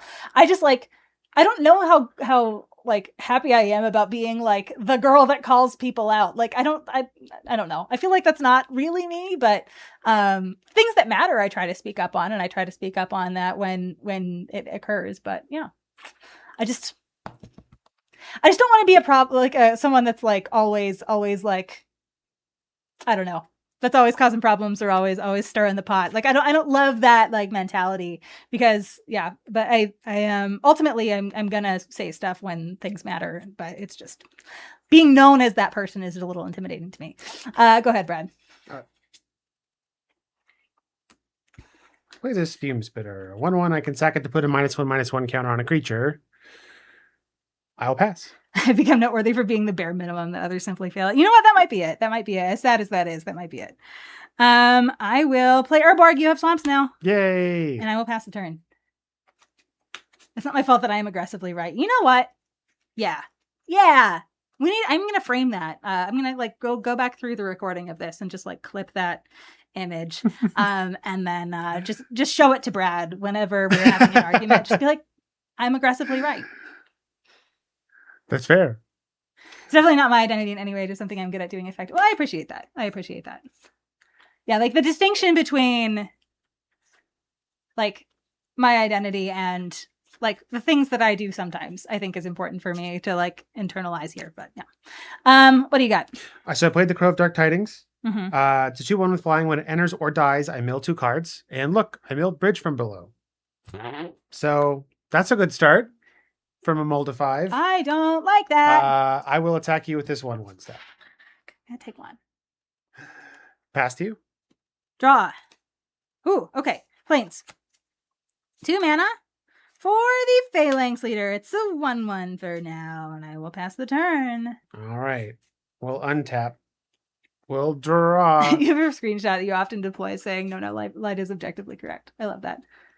Brad chose violence tonight. Brad chooses violence every night, Andrew. Where have you been? Also, make sure you enter our giveaway. We're doing a cool one. There's a little pinned post. 10 channel points gets you there. It's very exciting. All right. I'm going to play another Crow. Will mill 2. How's your content stuff going, by the way? I haven't been very YouTubey. I showed up just in time for a little self-esteem boost. Jason from Manapool. Hello, Jason from Manapool. It is great to see you. We were just talking. So self-esteem boost. Yes, so Manapool, y'all, is one of the companies that we work with. Y'all know their logo is on the bottom of the screen. We were talking about companies and why we want to work with different companies and why we choose the different companies that we choose to work with. And Manapool is one of those. We love Manapool. We think they have really great business practices and they are the best place to buy cards on the internet. So if you've not shopped from there before, you should change that. And in fact, we have anything that we open on the stream, and we've opened several things on the stream that are worth $5 or more. We're going to be putting on our Manapool storefront at the end of the night, so definitely check that out. But great to see you, Jason. Also, it's nice to meet you. I don't think I've spoken to you before directly, but you agree and you're totally unbiased. Yeah, of course. Thank you for the first time chat. We appreciate it. And we're doing a giveaway here. Now, one of our other sponsors is Nerd Gear, and they have some cool stuff. So if you want to enter the giveaway, we are happy to have you enter the giveaway. All right, Brad, you have 2 creatures now. Yep. 3 creatures. I played another Crow of Dark Tidings. I milled 2 cards. I've got a 1/1 and a 2/1 with flying for you, Steph. Beautiful. Okay. I'll take 2/3. I don't like it. Pass to you. Really get YouTube is up and running and starting to get things set. Very nice. You have so many ideas. Yeah. I struggle with that sometimes too. With like having a ton of ideas and being able to kind of scale it back and be like, okay, what can I execute and what do I need to do to make those things happen effectively? Manapool 11 out of 10, no notes. Yeah, exactly. If y'all want to say good things about Manapool in chat, you are more than welcome to, because there's someone here that's listening. So that's great. We love that. All right, I will play a forest. I'm finding my heroic creatures, but I am not finding things to heroicize. Them with. So what would you want to heroicize your heroic creatures? Maybe. I will pay for to cast Staunch Hearted Warrior. When I cast a spell that targets him, I put 2/1 counters on him. I'm going to pass the turn. I'm just going to keep getting beat up until I can get rid of your stuff. How big is your Staunch Hearted Warrior? It's a 2/2. Okay. which can block your 1/1 on the ground. I'm gonna at your end step. I'm gonna sacrifice the Fume Spitter and put a -1/-1 counter on Phalanx Leader. That's not very nice of you. That will trigger my Bridge from Below. This is a no on the Phalanx Leader. Oh, on the Phalanx Leader. Oh, that's very unkind. Yeah, I was hoping you would like target it with the spell, and then I could be like, "Wow, in response." Fine. But yes, this is a historic moment, as it is the first time I have triggered Bridge from Below in my entire life. So I will make a zombie token. Yeah, Jason, so we have, let's see here. But then Bridge from Maybe we Below have several people that are Canadians in chat here. Let's see here. Yeah, so one of the things that I love about Maniple is that it is live in Canada right now. I feel like Canada just is such an untapped market for trading card game marketplaces. So I was so happy when y'all turned Canada back on. I know it was a minute before we had it on and then turned it off and then turned it back on again. One of the things, since you're here and listening, I would love it. And one of the things I think would make it easier for Canadians to buy and sell cards, because they probably don't want to buy things from the United States because it's harder to get across the border and it takes longer. And similarly, people in the United States, it's harder to get things across the border sometimes too. Being able to select which country you want to shop from in filtering would be so good. Would be so helpful. And I think that would help incentivize Canadians to use the website, because it's hard sometimes to ascertain whether or not the cards that you want are available in your country. So, you literally just emailed Maniple about that 20 minutes ago. Yeah. And it's something that I've like mentioned to Andrew in conversations that I've had with him. But yeah, I would love to see that. And I feel like code wise, it's probably not super difficult to execute because you have locations printed for all of the sellers. Like that's like public information for everybody. So being able to filter by country would be so nice. And I think it would make it more usable for our Canadian friends. Country is way easier. Yeah. Yeah, I think so too. So I would love to see that. And I think it would make it much easier for our Canadian friends to buy and sell from each other. I think right now, Canada is kind of monopolized. There's like one company that like it's like the card kingdom of Canada, right? And it's face-to-face games. We love it. I love face-to-face games. I work with them. We're going to their events this weekend and next weekend and all of the weekends. But I just really love when people have options for who to buy and sell from. And I think gamers buying and selling from each other is kind of like the bread and butter of what makes cool hobbies like this work, right? And so, yeah, being able to do that effectively on Maniple, I think would be so huge. So what would you do if you have it live before my stream? I would cheer insanely loud. Cool. Insanely loud. Sodium Fox, thank you so much for subscribing. We appreciate you so much. Thank you for being here. We have, first of all, I'm Stephanie. That's Brad. It's nice to meet you. We have a giveaway happening right now. We're giving away this Playmat Sanctuary here from Nerd Gear and the Commander Essentials kits. We're giving away 2 things, and we'll be sending it to you. Somebody who wins. So there's a 10-point channel redemption that is in chat room. There we go. Answer. Thank you so much for entering the giveaway. Yeah, please enter. It's 10 channel points. Very easy. Easy peasy. But we would love to send somebody those things. Nerd Gear sent them to us, so we want to send them to you. All right, Brad, you're beating me up. Let's see what's happening. So I would like to walk back my previous game decision and actually put the -1/-1 counter on the Star Charter Warrior, because I realized that if I kill your Phalanx Leader, then Bridge from Below gets exiled, and I don't want that yet. Oh, so this should go here? Yes, and I'm a -1/-1 counter on your green creature. Okay. I'm going to use an infinite token for that. Sure. Sodium Fox, hello. I don't recognize your username, but I feel the way you're speaking. It sounds like someone I might know. So if I know you, can you tell me? Can you tell me who you are?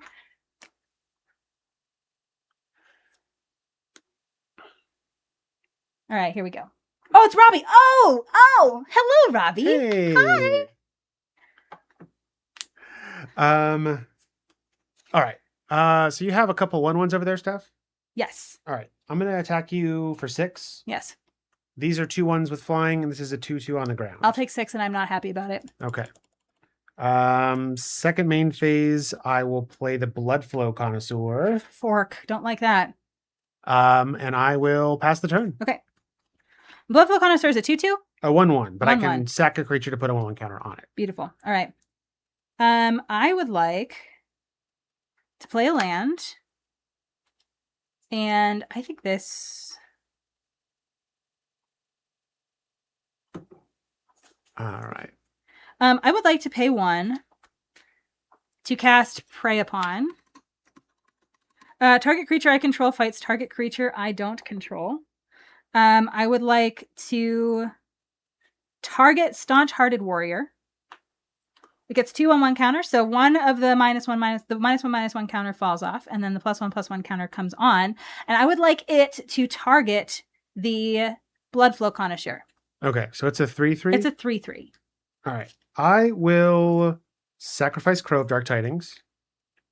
When you say shop within your country, do you mean card optimizer availability? But I feel like it's actually, so while the optimizer, having that in the optimizer would be very, very, very helpful, I think being able to shop, knowing what cards are available in your country is huge, because right now there's not a lot of people who have their inventories live in Mana Pool in Canada. I think that's going to change hopefully soon, hopefully as it becomes more usable to people. But I think being able to filter while you're shopping, being able to like ask the question, okay, I want to buy an Urborg Tomb of Yawgmoth. How can I buy that in Canada? Is like, who has this available in Canada for me to buy? Being able to do that would be great. But I think that's primary, and then secondary, being able to have it in the optimizer would be good. So yeah. That's just my opinion. I live in the United States. This does not directly impact me, but I have a lot of empathy for my Canadian friends who just want to buy and sell Magic cards in an easy way. So but anyway, so you've done the things, you've sacrificed some guys. Yeah, I sacrificed both of my crows, which made me 2 more zombies, and then I sacrificed the zombie, so now I have a 4/4. Beautiful. So my creature's gonna die. Yep, and I will exile Bridge from Below, which makes me sad, but yeah, it is what it is. And then I am going to pay 4 mana, because I thought you might do something like that and exile these 2 things for a Hooting Mandrill. So this is a 4/4. Oh, very cool. Very cool. And then I will pass the turn to you. Hi, Quinn. It is great to see you. Quinn, don't forget so we have a giveaway happening right now for some Nerd Gear stuff. There's a Commander Essentials kit and a Playmat Sanctuary that we're giving away, and it's like a 10-point channel redemption. Make sure you get in there. Yes. Quinn is like 100 stream streak is like actually huge. Y'all, what a supportive friend. What a supportive friend Quinn is. I feel like there are just a lot of like people in my life that I find that I consider to be very close friends that could not give a rip about the stuff that we work really hard to produce. And that kind of hurts. But like when there are people in our life that like, I don't interact with Quinn like super, super, super often, but like, I feel like we just like, we super vibe. Whenever we do talk, it's like great. But, I'm very grateful for Quinn's friendship and for Quinn's, like wanting to like desire to like interact with stuff that we make. And I think that that's just like so cool and so special, and I'm very happy. Thank you. Anyway, what are you doing? I'm going to combat. Okay. A 4/4 and a pair of 2/2s. I'll block one of your 2/2s. And I will take 6. Block with the Hooting Mandrills? Yes. I would like to give your Mandrills -3. I'm so annoyed with you. Yes, that's fine. I'll take 6. You've just been like rolling me over this entire game, and I don't like it. I will pass. Bio, you're another Thanks, one. Bio. Thank you so much. Thank you so much for the for that. I appreciate you so much. Thank you for the biddies. Yeah, I like straight up. This hand was like not great, but milling Bridge from Below on my first thing made it a lot better. Yeah. Unfortunately, it got exiled. Robbie, I lost it. Steph had to go and fight one of my creatures, and yeah. All right, my turn. Yep. Beautiful. I'm gonna draw land.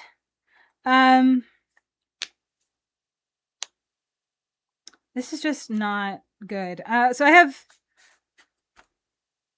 5 for the Sky Spear Cavalry. Okay. This is a 2/2 with flying and double strike. Nice. And I will pass the turn to you. All right. I will pay 3, and I will return Sanitarium Skeleton from my graveyard to my hand. Oh, Andrew, thank you so much. I appreciate you. Yeah, I'm so happy we got a chance to meet you at Command Fest. Said, eyes all the zombies. Seems like you got good value. Yeah, it's true. I did get 3 zombies out of it. It was pretty good. I'm very upset about it. Yeah, it's All right, we'll play the Sanitarium Skeleton. Yeah. Go to combat. Yeah. I'm coming in with the team again. Yeah, I will block one of your zombies with this, and I will block your Bloodflow Connoisseur with the Phalanx Leader. Okay. The zombie that you block, I'm going to eat with Bloodflow Connoisseur. Beautiful. You'll take 2. I'll take 2. See, I've had this Canker Abomination in my hand the whole game, but because he keeps making zombies when things die, I just haven't... It's not been good for me to play. So I haven't been able to outpace him. And I think if he didn't have the bridge, I would have been fine. Yeah, absolutely. Yeah, there was like milling bridge turned the game around for me. 100%. You can go. Quinn makes your 88 stream streak look like peanuts. I know. Faye always once makes me want to be better. Yes, I agree. I think Quinn has that effect on a lot of people. All right, I'm going to draw... I think I just die to you. I think I just die to whatever's on the board here. But I can play one of my 2 4-drop creatures here. I have this one that is a 3/3, which is better than the 2/2 on the other one. I think Sanitarium Skeleton's a 1/1. 1/2. It's a 1/2. Okay, I survived this as of right now, so I'm gonna pass the turn. This has 2 -1/-1 counters on it. Or 3 -1. This is a 3/3. So what does that do? It's just enters with -1/-1 counters on it equal to the number of creatures you have. So this is a 6/6 with 3 -1/-1 counters on it. Got it. I'm gonna sack the skeleton at your end step, Mm-hmm. and then I'm gonna pay 3 mana to put it in my hand. Yeah, I'm sure you are. All right. Untap. Draw. If you didn't have a bridge, how many Magic players have said this? Me. I've said it. I'll say it enough for all the Magic players. All right. So you have You play Bridge and Commander. A 3/3 and a 2/2 with double strike. Mm-hmm. So that's 7. So I do need... I haven't done any damage to you this whole game. This has felt like an exercise in futility. Skelly. That stupid bridge. That stupid bridge. Skelly and Skelly. Johnny, you are a non-zero reason why we are so happy to go up to Canada as often as we do. I think it would be much less fun if we didn't have as many friends in the Greater Toronto area as we do. Yes, Robbie, we love the Skelly wall. All right, I'm going to combat with... I am distraught by this. I have a 6/6 for you. I will block the 6/6 with my 3/3. Okay.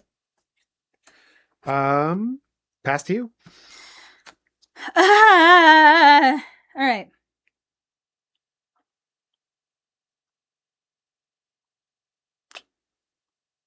Oh, this is funny. Oh man, if I had a goblin sharpshooter, whew.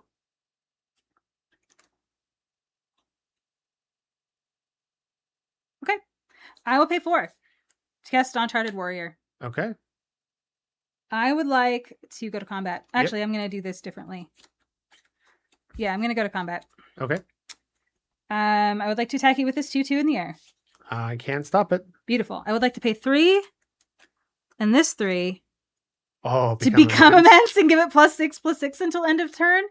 So I have an 8/8 with double strike. Which doesn't matter because you out-creature me by a lot. But at least I have done a sizable amount of damage to you on the way out. Thank you. I thought so too. I'm an impressive person, in case you forgot. But yeah. So anyway, I'm happy to call it here because there's just no way I don't come back from this. You have 4 creatures to my 2. So... GG's, you got the first game. All right, we're going to go to the second game here. And while we are shuffling up, I'm going to run a very quick ad. So I said my big guy isn't enough. I know. I just drew the Become Immense. So you really want to go to the event this weekend. Okay, yeah, so there is an event this weekend. Yeah, it's a 2-day event, Saturday and Sunday. The hotel that's holding you back. Legit questions, Airbnb. Airbnb does have listings in Canada. Yep. Mm-hmm. Yep. And also, I highly recommend, because the Monte Casino, the event, the place that where the event is at, is like a 8-minute walk or something from a juncture of 2 main transit lines, the blue line and the yellow line for Canada's subway system. So, or not Canada, the Greater Toronto Area's subway system. So if you want to stay somewhere a little further away and use public transit to get there, you can. Or if you're driving in, then you can always just use your car. That's also fine. But yeah, just stay a little further away and then drive in on the day of. But yeah, it's a 9-hour. Yeah. But yeah, you could stay a little. I'm just saying you could stay a little further away from the venue in a place that's a little bit cheaper, and then maybe that's helpful. I don't know. All right, we're gonna go to game 2. All right. If I don't win anything else, I got to do bridge from below shenanigans, so I'm happy. Mm-hmm. Whatever happens now, it is what it is. You're looking forward to August Command Fest. I am also looking forward to August Command Fest. All right. I'm going to run a very quick ad here. I was going to do that before and then I got distracted. But yes, those of you who are subscribed get to listen to the secret podcast. Those of you who are not subscribed, we'll be back in 90 seconds. Go get some water, take a bio break, do whatever you want to do. We will be back very soon. Okay. All right. Brad. Steph. We have arrived. Have I shaken your confidence? You have shaken my confidence. Also, I just need to make sure that Bridge from Below just never, ever, ever sees the light of day ever again. I don't know how I'm going to do that, but I'm going to try it. But thank you all for subscribing. If you're listening to this, then that means you get to hear the secret podcast. Secret podcast through the ad break. Secret podcast. Thank you for subscribing. We appreciate you.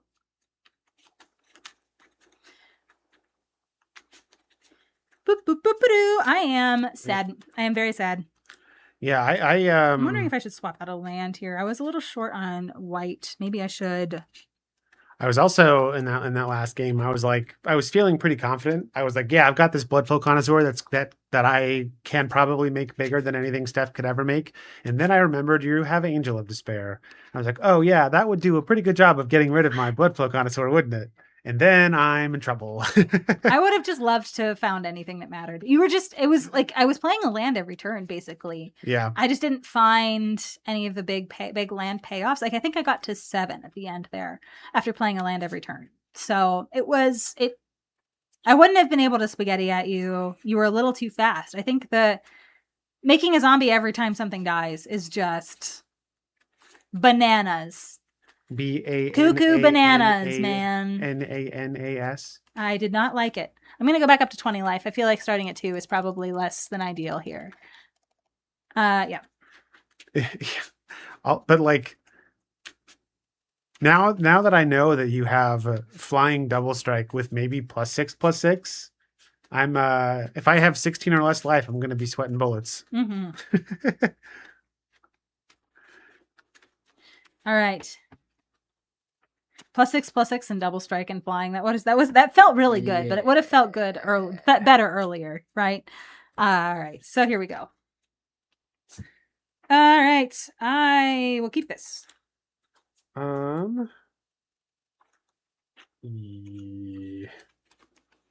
I should not keep this. Ooh, we love this. I'm going to keep a full 7, and I'm confident about this 7 too. So I mulligan a lot on I hope this stream. he shapes. I hope he shakes in his booties here. Yeah, but you also win a lot on this stream, at least lately. That's true. That was a mull to 5. It was a mull to 5. It was, but it was a mull to 5 with a Bridge from Below in your graveyard. So yeah, there's that. It was funny when I was putting my deck together. I was like the crows. I was like, this is. I mean, it's got flying. I guess it does some mill stuff. That's kind of fine. Kaide. Mm-hmm. We'll put the tentacles on. But I was like, I feel like I was like, it could mill some stuff like a skeleton, or I have like a reanimator card, but I feel like this is mostly just in here to like fill the curve. Yeah. I'm not sure I should be playing it, but then it is a way to get Bridge from Below in my graveyard. Mm-hmm. Yep. So, Usagi Kaide, are you going to be at the Toronto event this weekend? Are you going to be at the face-to-face event? Beautiful, beautiful. Okay, then in that case, I want you to enter the giveaway that we have. It's for a Nerd Gear Commander Essentials kit and a Playmat Sanctuary. It says just for United States people, but I feel like Canada people that I'm going to be seeing in 3 or 4 days also can enter. So, yeah. We could just check it out and do the whole Channel Point Redemption enter thing. And if you win, then I can just hand it to you. I can hand it to you in person. How exciting. A bunch of your buddies are coming too. I'm so excited about that. We should do some kind of dinner thing on Saturday. Sunday will be harder because we'll be driving home afterwards on Sunday, but we should do something. Because Brad and I otherwise are just going to go back to the hotel room and like play Arena and like hook it up to the TV and like just be in our PJs all night. That's just like what's going to happen. Otherwise, we're not very interesting humans unless we like make clear plans. So yeah. If y'all want to do stuff. Yes, I'm inviting myself to go hang out with you and your friends, by the way, in case that wasn't clear. Yeah. You have a Smash Bros. Melee. Yeah, we will occasionally bring a Roku stick with us. That's like our travel hack. We bring a Roku stick with us and we hook it up to the hotel TV and we just like watch our TV shows and curl up and whatever. And sometimes we'll bring an extra long HDMI cord and then just like play Arena from like one of us will have the laptop on the bed and then the other will like watch on the TV and point and shoot, and it's very fun. Which I am going to be making a case for. Probably not a very strong case because I know you, but they do have Duskmorn on Arena right now. Oh my gosh, they do? It was Aether Drift, and I was having a blast with Aether Drift. Aether Drift Limited is great, by the way. Aether Drift for Commander and for like other constructed formats makes fart sounds, but that's fine. I really like it for Limited. I had a ton of fun with it with Limited. I think it gets a correct amount of hate for constructed stuff, but for Limited, honestly, I think it's great. I think it's a blast. I think speed is really fun to play with, and to like it makes blocking decisions really interesting. I think the archetypes are fairly balanced. I don't think there's anything. I think green black is pretty good, but like I think and there's nothing that's like super far and away better than anything else. At least not in my opinion. So I really like Aether Drift Limited. I really, really, really do. What did we watch? Traders or whatever? Yeah, we watched Traders. That's true. Quinn stayed with us once upon a time. And we didn't scare him away. So we're like kind of almost normal people.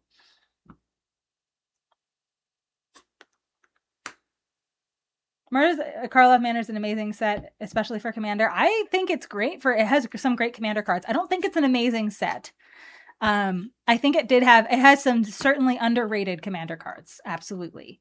The instant speed board wipe that it has in white is insane. It's absolutely insane. And that's not Thunder Junction. That was Thunder Junction. But there are some really good, like lands are really good from Murders at Karlov Manor. Yes. We love Surveillance. Mm-hmm. You enjoyed Aether Drift Limited too. Yep. Green was a bit too good, but the gameplay was always very fun. Yeah. I think anything you want to play green in just about everything, but like, I think all of the green X archetypes are about equally good. I do think green is one color green is probably better than all the other colors, but I think it's really fun. Yeah. Gameplay was very fun. Yeah, I love the blocking decisions that speed presents. I love the blocking decisions. Aftermath Analyst. Okay, very nice. Yes, we love that. You enjoy Aether Drift Limited except for speed on Arena sounding exactly like the Windows sticky key sound. The beep beep sound. Yeah. And I think it's speed, or there's some sound effect from Aether Drift that sometimes when you play rooms from Duskmorn, like it glitches the game somehow, and then like every game action you take, it makes a chukunk sound after. It's so obnoxious, but it is what it is. All right, I'm gonna play a land. Yep. How many cards are you starting with? 5. Beautiful. I have a turn 2 Satyr Wayfinder. I'm so ready. My body is ready for this. You mean you're done? Yes. Boop. Pass. Draw. All right, I will play a Plains and pay 2 for said Satyr Wayfinder. ETBs, reveal the top 4 cards in my library. I may put a land card from among them in my hand and put the rest into my graveyard. All right, Satyr Wayfinder. And Forest and Swamp. What do I have in my hand bye. Here? I'm going to grab the Forest. I'm going to put it in my hand, and the rest of these go here. Beautiful. I will pass the turn to you, Brad. Draw. But I wanted the other Satyr Wayfinder. I'm going to play Olivia's Dragoon. It's a 2/2, and I can discard a card to give it flying until end of turn. And I will pass. Beautiful. Draw. Okay. All right. Everything is great. Everything is fine. We're going to do some Reaching Kodama style. So we're going to find 2 lands. I'm going to find a Plains and a Swamp. I'm going to put the Plains on the battlefield tapped, and I'm going to put the Swamp into my hand. Beautiful. I have a 1/1. You have a what? 2/2. Okay. I'm not going to attack you. I will pass the turn. Yes, Robbie, the rule is when you have the tentacles, the cards that you have on the battlefield have to be manipulated by the tentacles. Otherwise, you just have like one hand up and you're playing with your left hand. It's just not as fun. Or inconvenient. All right. 2 manas. You play second in Aether Drift pre-release, running 60 card Jund. 60 card Jund? What are you doing, Andrew? Wow. do not recommend 60 card, but like I guess it worked. Trying to show people if you got the goods, it's totally fine to try more. Yeah, I know, but I'm pretty like 41 cards is a big ask for me. Now, I'll do it sometimes, especially in like a vehicle heavy set where I don't know how to count creatures with vehicles, but I don't know. I feel like 40 or 41 is about where you want to be. 60 cards is a hard pass for me, generally speaking. Playing no fun control deck with like 45 cards where the only win condition is my opponent's going to draw out before I do. Oh gosh, yeah, that would be rough. I have a Thermo Alchemist. Beautiful. 0/3 defender, taps to deal damage to you, and when I cast an instant or sorcery spell, I untap it. Okay. But yes, Robbie, I have 5 tentacles and Steph has 5 tentacles. So if you wanted to give Steph some tentacles, I mean... So fun fact, our tentacles are pink, right? We actually have more than 5 tentacles each, but that's because we have a pack. We each have a pack of green tentacles that, if you notice, our green screen does not like them. So I didn't really consider that whenever I purchased them, and so that is why the tentacles are pink, and that is why we only have 5. Yes, Steph, join me in Tentacle Land. But I was giving you lore. Chroma key Join green, me. yeah. It did not end up working out quite as well. When we were doing this, it was like having a dance party on our backgrounds. Yeah. Okay, fine. I thought I was gonna get away without having them for this game, but maybe not. I guess evidently not. Here we go. They're on. Okay. What are you doing? I played. Oh, I guess you have a 1/1? I have a 1/1. Attack for 2. I'll take 2, and I don't like it. Pass the I don't turn. respect it. You have no choice. But I still don't respect it. Excuse me. All right, untap. You don't have to like it, you just have to do it. Draw. Okay. I will play a Terramorphic Expanse. I know. Everything is great. Everything's coming at me. I'm going to pay Must be 4 nice to have mana perfect mana for the Staunch-Hearted Warrior. He's a 2/2. I will pass the turn, and I am going to fetch for a swamp, I think. No, I'm going to fetch for an, swamp. Swamp. There we go. Shuffling with Tentacles, I guess. It's harder than what it looks like. So, it's like, they do weirdly provide some grip for the cards, I guess. So, and it is a practiced art, Shuffling with Tentacles, by the way. So if any of you want to get good at it, just know if you practice, you'll someday be as good as I am at it. But, we are... There we go. We love this. All right. So you have a 1/1 and a 2/2? I make it look very easy. Of course I do. I'm a talented person. We have a lot of practice. All right. So I have a 2/2 and a 1/1. Okay. I'm going to attack you with my 2/2. Stop changing my life total. I can't manipulate the mouse with my finger tentacles. You can block. I'll take 2. Then I know we have some fans in chat of this card. It's Phyrexian Altar. Bum, ba, bum. What do you need to do to get us to wear the tentacles at MagicCon Atlanta in person? Ultimately, ask very nicely. We both love attention. So, ask nicely. We might bring them with us. Just got to remind us before, like, reasonably close to the event, because otherwise we'll probably just forget to pack them. But, yeah, we can pack them and take a picture and I don't know. Yeah. Now bridge shuffle with them on Bridge Shuffle. No, actually, I bridge shuffle my cards all the time. But not with finger tentacles. I haven't quite gotten good at that yet. Is it my turn? It's your turn. Yep. Okay, beautiful. Untap. Draw. Okay. I will play a swamp.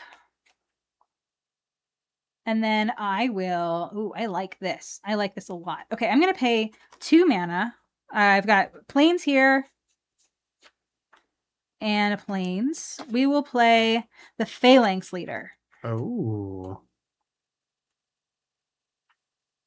And then I'm going to pay 4 to cast Mark of the Vampire. And we're going to target Phalanx Leader, putting a +1/+1 counter on all of my creatures. That's so bad for me. It is so bad for you. I noticed that, and I revel in it. You have a 0/3 up right now? Yep. And I would like to attack you with my 3/3 and my 2/2. I will block your 2/2 with my Beautiful. 0/3. Sounds great. Take 3.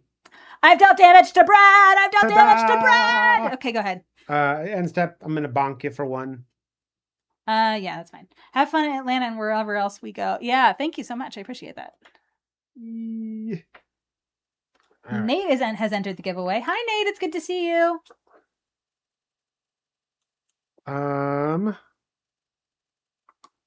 So your Phalanx leader is currently a 4/4. Yeah, we'll announce the winner at the end of the stream, Nate. It's currently a 4/4. I'm sorry, this one? Yeah, this one's a 4/4. Yeah. Okay. Does that mean you don't want to attack me? It means that I probably don't want to attack you. I will pass to you. Beautiful. Untap. Need to manipulate my cards with the finger tentacles. I've been slacking on that. All right. Come on, Steph, get it together. We're trying. We're trying. Is this your first time wearing tentacles? No. No, it is sure not. Okay. So your Thermo Alchemist is a 0/3. Yep. Okay. I would like to play a swamp. No, I would not. Yes, I would. I'm going to pay 1. I would like to cast Prey Upon. I would like to target my Phalanx leader, and I would like to target your Thermo Alchemist. When I target my Phalanx leader, I put a 1/1 counter on all of my creatures. I would like to respond. Of course you would. By sacrificing your thing? I'm going to tap the Thermo Alchemist. Mm-hmm. Deal damage to you. Mm-hmm. I'm going to pay 2 and cast Last Gasp. And -3/-3 your Staunch-Hearted Warrior. Okay. So that will die before it gets the counter. Yep. But everything else gets the counter. Untap the Thermo Alchemist, and I'll bonk you for 1 again. Sounds good. And then I will sacrifice it to Phyrexian. Beautiful. That sounds great. What color mana are you getting? Red. Okay, love that. And then I would like to go to combat, and I would like to attack you with these creatures. This is a 3/4/5, and this is a 3/3. I will take 8. Love that for me. I will respond. Okay. 1, 2, 3, 4, 5, 6. I would like to cast Become Immense. I would like to target the Phalanx leader, putting a counter on it. So this is what? 4, 5, 6. 10 plus 6 is 16. Yeah, so I'm at 1. Yikes. And I gain a crap ton of life. Yeah, right? you So do. this is 4, 5, 6. So I gain 12. So I'll go to 25. Yikes. Steph has no chill. I'm really good at this game. We just need to remember that, okay? I will pass the turn. All right. Untap. We love this. I agree, Cass. I agree. We do love this. We do. 1 health away from living in fear of immense double strike. He needs to just live in fear just perpetually, regardless of double strike. I am afeared. She's wide open. Get me with that 2/2.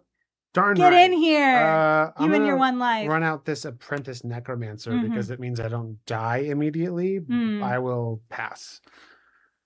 Maybe I'll get 1 more turn out of this. So what we're learning, everybody, I just need you all I need to draw your attention to this. When Brad doesn't have a monstrously good card in his graveyard, he loses. I'm just saying.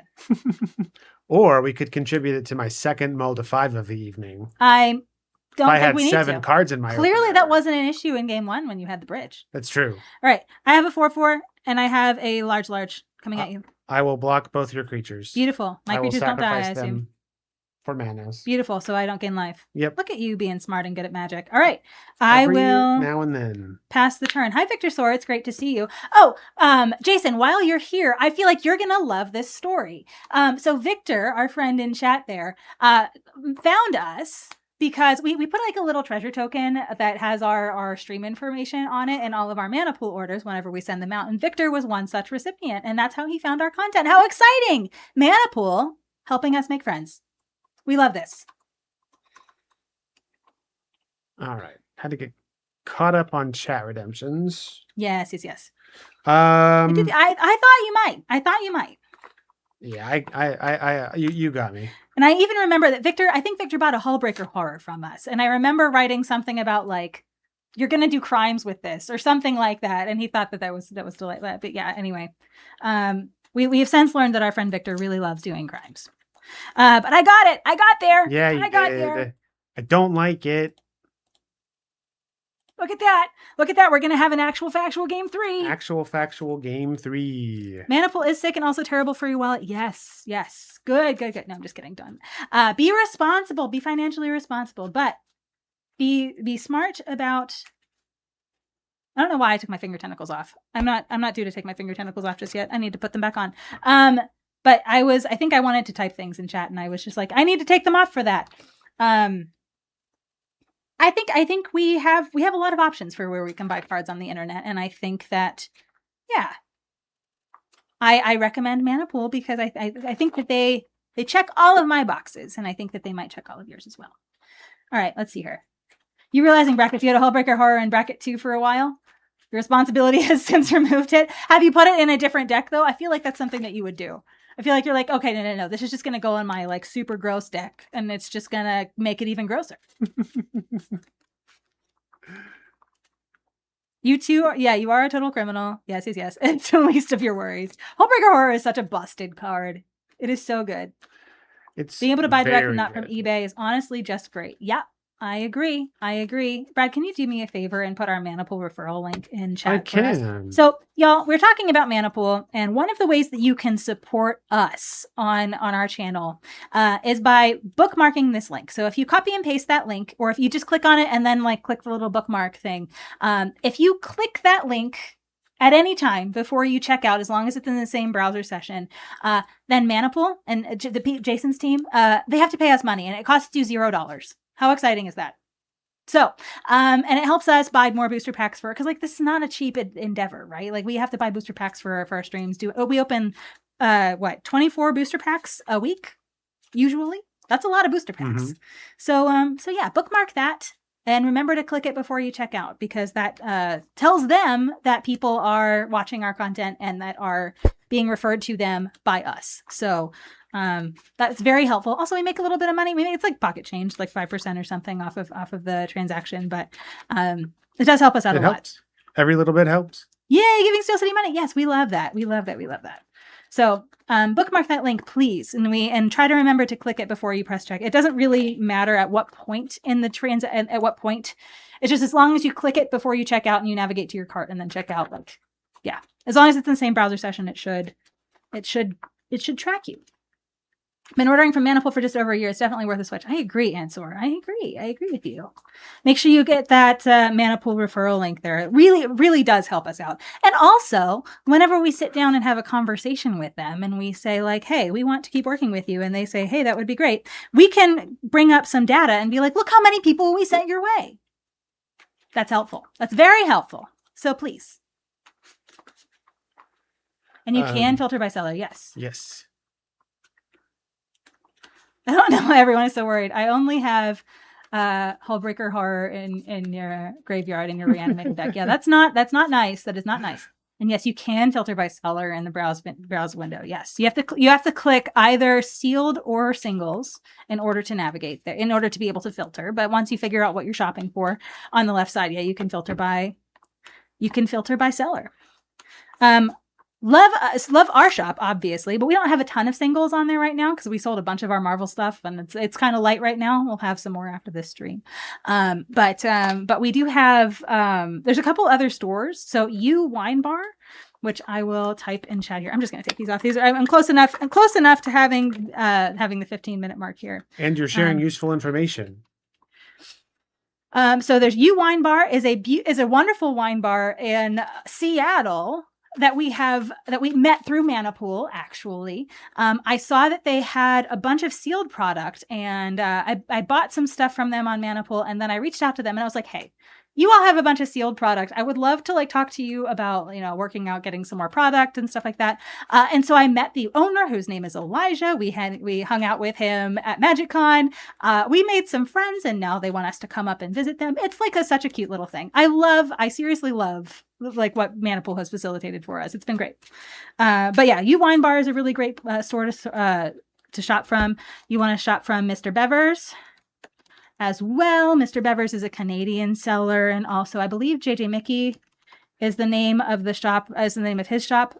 Those are some Canadian sellers. And if any of y'all have Mana Pool storefronts and you want to put the link in chat, you are more than welcome to do so. I know the owner, one of them is in chat right now. Glint Zero, Jason. I mean, we work with them. They sponsor our channel, and so if I didn't know them, I think that would be kind of confusing. But yeah, absolutely. So if you have anything you want to say about Mana Pool or any wonderful things or even any feedback, I'm sure Jason would be happy to. You also know the owner. You're welcome to introduce yourself, Jason, if you would like.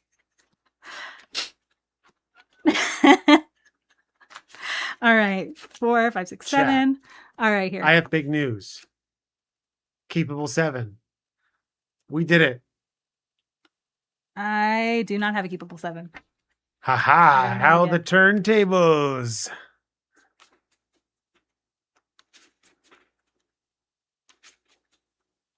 And not to give anything away, but I'm curving out 1, 2, 3. So we did it. So you're cheering that I had the mulligan? Is that what you're doing? I think Johnny's just, I mean, Johnny voted for you in the chat and then now is rooting for me. It's just really I'm confused. I'm confused about your allegiance. Really just like supporting both of us. Pretty equal. Oh, we do have an emotional support, Fleem Redeem. I do. Yes. Okay. That is very important. Hello, Fleem. Thank you so much for your emotional support. I'm mulliganing to 5, so I need an incredible amount of emotional support from you. I know. How's it feel, Stephanie? Doesn't feel great, Brad. It doesn't feel great. So when you should... you see their name and picture on the top left. There is a lot of open empty space across the top. Maybe a space for sellers can put their links like maybe. I mean, not every seller has. I feel like that wouldn't be broadly applicable. I mean, they're welcome to get and receive that feedback, but not everybody that sells a Mana Pool is a content creator has links that they want people to go to. But yeah, maybe having a space for like a store bio or something, being like, hey, I've been playing Magic for 20 plus years and I have a really great collection and I don't know. Things like that. Maybe that would be fun. How can you choose me? Gambling is so hard when you have to choose. I mean, that's how you do it, Johnny. You vote for one of us and then you verbally support the other. There you go. Okay, I have to keep this. I don't like it, but I have to keep it. I will discard these 2 cards and we're going to call it good. All right. Swamp. Skelly. Pass. Don't like that one, dumb, but that's not how I do that. Go ahead. Ooh, my swamp was just doing a little dance there. Ooh, I like dancing swamps. Dancy swamp. I like dancing swamps more than I like not dancing swamps. Here's Olivia's Dragoon. Okay. I will attack for 1. You've been playing CEDH for like 4 years. You do small tournaments and face-to-face events. Nice, yeah. My turn? So you attack me for 1? I will take 1. I will go down to 19 and not 24. All right, draw for turn? Draw for turn. Beautiful. I will play a forest and I will pay 2 for a Satyr Wayfinder. There it is. He will show me the way. Do you know the way? Follow old Rafiki. He will show you the way. I hate that I am Militator Wayfinder, but I am going to put a Brawn in my graveyard, which I feel that's good really good about. I'm going to put this swamp into my hand, and then we'll mill Gurmag, Angler, Brawn, and Satyr Wayfinder. So chat, here's what we've learned tonight. Mull to 5, then the first time you mill cards, you'll mill a really good card. That's what we've learned. Is that what we've learned? That's the pattern. Beautiful. It is your go. All right. So that's a 1/1? Brawn milled is value. Yes. For those of you who are unindoctrinated, that means all my creatures have trample. Only if you have a forest. But I do. I have 2 of them. This is true. Swamp. I will pay 3. 4. We talked about him earlier. Hissing Iguanar. A 3/1. When another creature dies, Hissing Iguanar deals 1 damage to target player or planeswalker. I'm going to combat because you just have a 1/1. Yeah. Here's a 2/2 and a 1/2. Take 3. Skelly. I don't like it. Pass. I feel offended by your presence in this game. I'm having a great time. I'm sure you are. All right, I'm going to play a Plains. I'm basically playing Pauper over here. Basics and commons. Yeah, that's a 3/1. Yep. I'll attack you for 1. I will not block. Take 1. I will pay 1 to cast Prey Upon. Oh. This creature is going to fight your creature. But wait. I'm going to cast God's Willing and give it protection from red. Okay. Sure. Right? And I get to scry 1? Yeah. Scry. Bottom. When the Iguanar... Oh, there's one another creature has. Okay. Very cool. Is his thing still played in Pauper? I don't know. Maybe. I don't know. I was mostly just commenting on all the cards that I had played are commons. All done over there? Mm-hmm.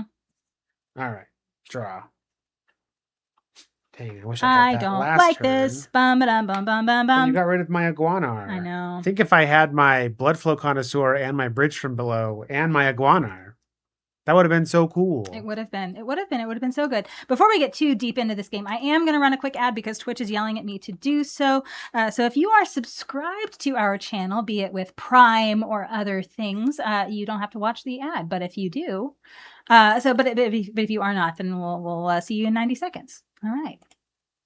But if you are subscribed, you get to listen to what we refer to as the Secret Podcast, which is basically just Brad and I continuing to talk to each other. Unless you want to like divulge some deep dark secrets while we are in our ad break. Do you have anything you would like to confess? I think I'm gonna remember you killing my hissing Iguanar for a while. Yeah? I'm gonna hold that against you. I think. Are you okay? Yeah. All right. That's. I'm really sad about it. I didn't realize you were so attached to the Iguanar. Yeah. Maybe was it If because we had the conversation about his name at the beginning of the stream? Yeah. If I had told you about it, would you not have killed him?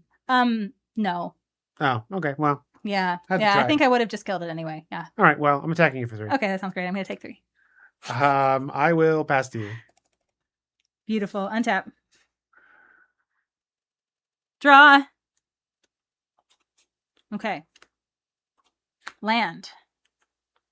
I would like to attack you for 1. Take 1. Beep. 4 mana for Wall of Reverence. Ooh, very reverent. Beginning my end step, I may gain life equal to the power of target creature I control. So I'll go to my end step and I'll gain 1. Boop. I love that for you. It is your turn. Okay. Untap. Draw. Friends, if you are still here and hanging out with us, we do have... so we are still on our ad break. I guess I'll make that announcement after we're done with our ad break. But we do still have the giveaway up, friends. So make sure if you have not yet redeemed the giveaway entry redemption, please make sure you do so. And then we will do the spinny wheel thing at the end of the stream. All right. I'm coming in. Mm-hmm. How much for? A 2/2 and a 1/2. Okay. I would like to block the 2/2 with my 1/6, and I will take 1. Sounds good. Haha, I have undone your life gain. Yeah, you have. Second main, we'll play the Scuzzback Marauders. Welcome back, everybody. Yeah, Scuzzback is how big? 5/2, trample and persist. Oh.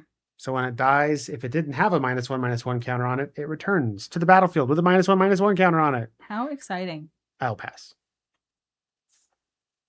That is the reason you don't give away? Well, I mean, but I feel like you're like, the reason why we're doing the giveaway on stream tonight and we didn't really announce it like on socials and we weren't like, follow us and enter or whatever. Like we want to give it away to somebody who hangs out with us on stream. So you're one of the people that we want to give it away to. So, just if you want to enter, you're not less cool because you entered a giveaway. I promise. All right. Brad, I would like to attack you for 1. I will block. I would like for this to become immense. Sure. I would like to exile, Prey Upon, and God's Willing. All right. So this is a 7/7. It will return with a -1 counter. Beautiful. I will then move to my end step. I have a 7/7, so I would like to gain 7 life. So I'll go back up to 20. It is your go. Gross. What? This Become large, please. Yes. Your 2/2 double strike is not going to be it's not going to be immense. Not being immense, which That's is true. good. All right, I'm coming in with it does the not team. get trample until the end of it. I apologize. No, it does not. It just gets +6/+6. Yeah. Oh, it does have trample. No, it does have trample. does You're it? right. I have Brawn in my graveyard. You're totally right. Ah, okay. You're totally right. So 7, what was its toughness? It was 2, so I'll take 5. There you go. Thank you so much. Thank you. Okay. Yeah. Actually, let's do this. I'll play another Sanitarium skeleton. And then I will play Reckless Charge to give my Sanitarium skeleton +3/+0 in haste. Memory of a Saint. I agree. Smurfikins. I agree. Oh, yeah. Okay. Don't love that. So this is a 4/2, a 1/2, a 2/2, and a 4/1. Okay. A 1, 2, 2. So I will block your 2/2 with my 1/6, only because I think you have a -3/-3 at instant speed, and I don't want my thing to die. Okay. So you're blocking the 2/2? Mm-hmm. So you'll take 4, 5, 9. I'll take 9. I'll go to 11. Haha! It's almost like you didn't just gain a bunch of life. Mm-hmm. Pass to you. Draw.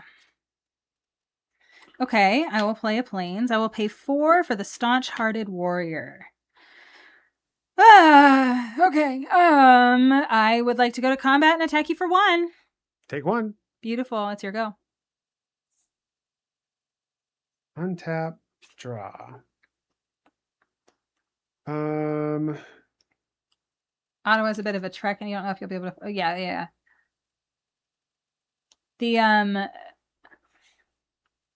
It's going to be. It's not a command fest in Ottawa, but it's a regional championship, I do believe, in October. All right, I'm going to combat again. OG Flashback had a graveyard logo in the corner, so you could hopefully see in the graveyard. Nice. Okay, that's cool. Okay, so I'm gonna try to block your 4/1 with my 1/6. Okay. And I will take the rest. Let's last cast the 1/6. Yep.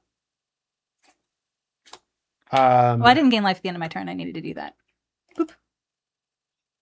From the. Yeah, so you're taking 1, 2, 3, 4, and then my thing has 4 power, and your thing now has 3 toughness. Yeah. So okay, so you're taking 1 from this. So 1, 2, 3, 4, 5. Beautiful.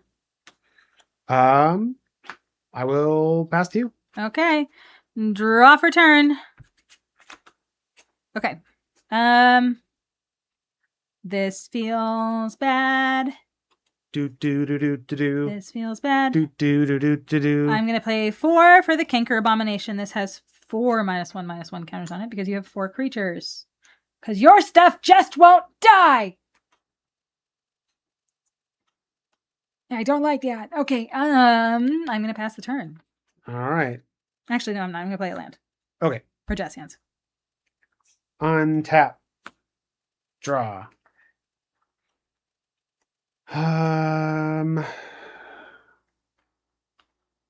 Yeah, thank you so much for hanging out with us tonight.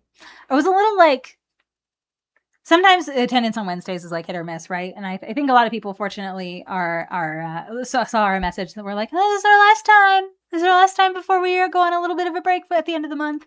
Because we're going this weekend. We're going to go to Canada this weekend, and we're going to stay in Toronto for a few days, and then we're going to go up to Winnipeg for the following weekend.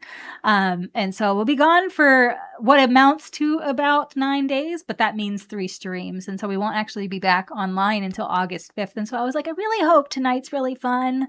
And so yeah, thank you all for showing up. It really means a lot to us. You almost missed today because you considered going to see Odyssey. I'm happy you stuck around too, but I hear Odyssey is very good. That's one of the things that's on my list of things that Brad and I could do while we're gone. If we have an evening where we need to, because Toronto has some great movie theaters too. So yeah, if we have an evening where we're need something to do or want to do something after dinner, or there's not people around to hang out with, that's on the list of things to do for sure. I know we're I don't know, we're trying. We did a really nice set, and we're giving stuff away. I feel like we're trying. We're doing it up. We really generally, whenever we travel, because the reason why we do our streams on Sunday nights and not a Saturday morning or Saturday afternoon or something like that, it's because we do a lot of weekend trips that are drivable, and so it means that if we stream at 10 p.m. Eastern, we can get back in enough time, most of the time, to have that stream and still make it work. That's true. And so remember all those times that Steph posts about how crazy we are for getting back from X event and still streaming? Yeah. Yeah, so really we That's do why. our best to not miss streams, but I guess when we do, we really do it up, and we missed 3 in a row. So sorry about that.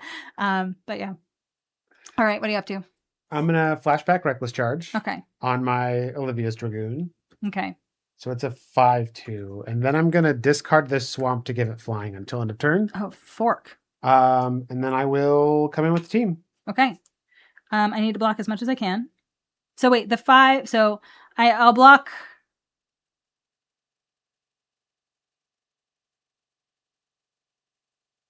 So you have a 4/1 over there on the left. Yep, 4/1 trample. 4/1 trample. So if I take that and the flyer, I'm dead unless I block with a 2/2. So I need to put a 2/2 in front of that. And I need to put a 1/1 in front of one of your skeletons and a 2/2 in front of the other skeleton. And then I will go down to 1. Okay. I believe. Yes? Unless you have a 5 and you're taking 2 from this? Yes. Is 7? Yep. And then these 2 goobers die? And all of my things die. Actually, so do you want to kill the foily skeleton or the non-foil skeleton? The foily skeleton. You don't get to have nice things. Okay. I am so scared. I will pass to you. I don't think there's very much I can do here. You win! Yay! I have an Artisan of Kozilek and a Spider Umbra. Okay, all right, fine. Give the people what they want, Brad. Give the people what they want.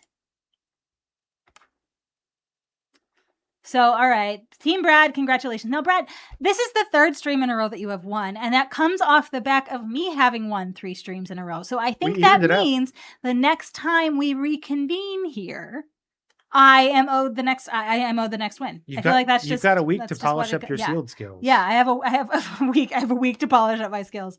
Oh goodness gracious. What set should we play when we get back? I feel like I need to think about that. Do we want to do another big exciting one? Yeah, hold on. Let me see if I get some options here. Ooh, do you want me to start a poll? No. Okay. You know what? Also, friends, if you want to join the giveaway, it's not too late, but you are running out of time. Shortly after this. All right, so here's what we can do while we're tabulating the results here. Maybe you can do a predict. You can do a poll here. I have Mystery Booster 2 and I have Final Fantasy. Those are 2 of my very favorite sets ever to play limited with. Which one do you want us to play with when we get back? Both. I mean, we'll probably do both at some point, but we're gonna do a poll. So put your things in the poll here. Brad's gonna set it up here. So yeah, put it in the poll. Live. Okay. Now, Brad, what I need you to do then is send me a message, probably on Blue Sky, with the list of the people who are in the thing. And then anybody else who wants to enter the giveaway, please do so. Steph. Mm-hmm. Boop. All right. Sending me a message. It's in the box. Love that. Love it, love it, love it. And then I will see if I can figure out a way to get this on the screen in a way that makes sense. Here we go. What if I zoom out? Ooh. So far, Mystery Booster is in the lead, but not for lack of trying for Final Fantasy.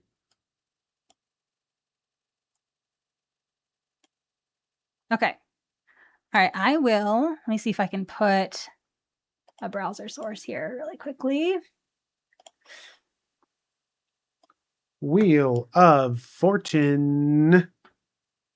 All right. No, I don't want a browser source. I did that wrong. Go away. Go away, browser source. I want display capture. That's what I want. I want to select Wheel of Names. There we go. Very Look at us doing exciting. this on the fly here. Get those entries in if you haven't already.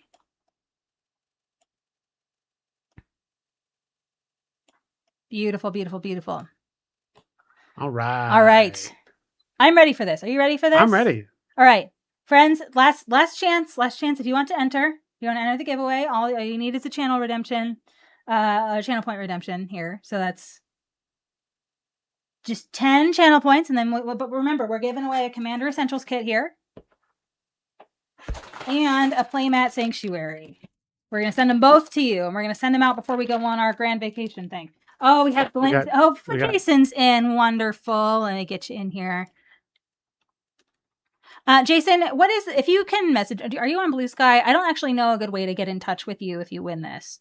So if you're on Blue Sky, DM me or something if you win this, and then we'll get this figured out. All right. I'm going to shuffle the names up. Beautiful, beautiful. All right. Are we ready? You tried, you can't get it working in a safe and performance. Okay.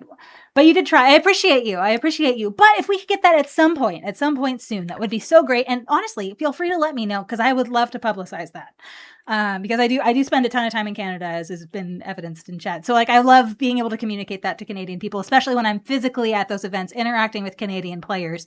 That's a great opportunity for me to like have some boots on the ground advertising for y'all. And I'd love to do that. So keep me posted. All right. We're going to run it. We're going to spin the wheel. Are we ready? Here we go.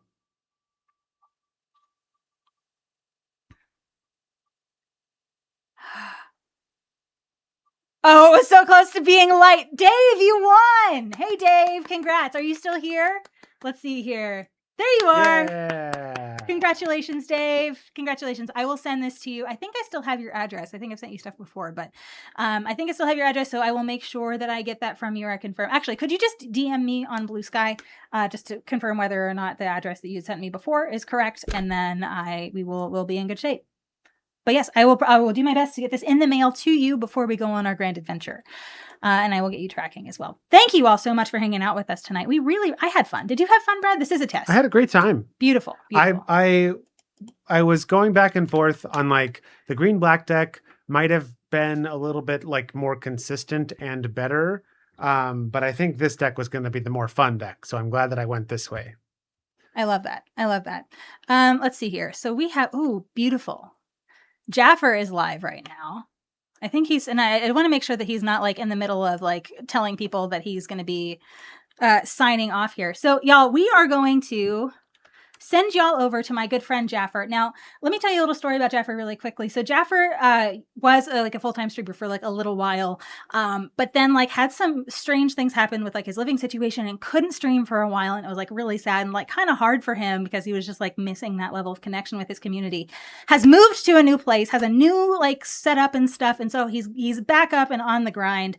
So if you wouldn't mind giving him a follow when you're over there, but also going to his social medias and like interacting with him. He's trying to do more with short form content and stuff. He's really trying to get back on the horse, and as much of a push as we can provide, and he's like definitely a bigger creator on here than we are, but as much of a push that as we can help with, we would love to do that. He's a great guy, and is a super talented constructed player. I'm looking at his stream right now. It looks like he's playing standard on Mythic, and so like he's very good at this game. So at the very least, spend some time on it with his content and learn something, because he is super good at it. So anyway, y'all, we will see you on August 5th. Wednesday, August 5th is going to be our first stream back from our grand vacation. So and we'll be playing Mystery Booster 2. We will be playing Mystery Booster 2. It seems like that wins won. 9 votes to 6. We love that. Okay, so Mystery Booster 2 it is. We'll see you all when we get back. Thank you so much for your support tonight. Congratulations, Dave.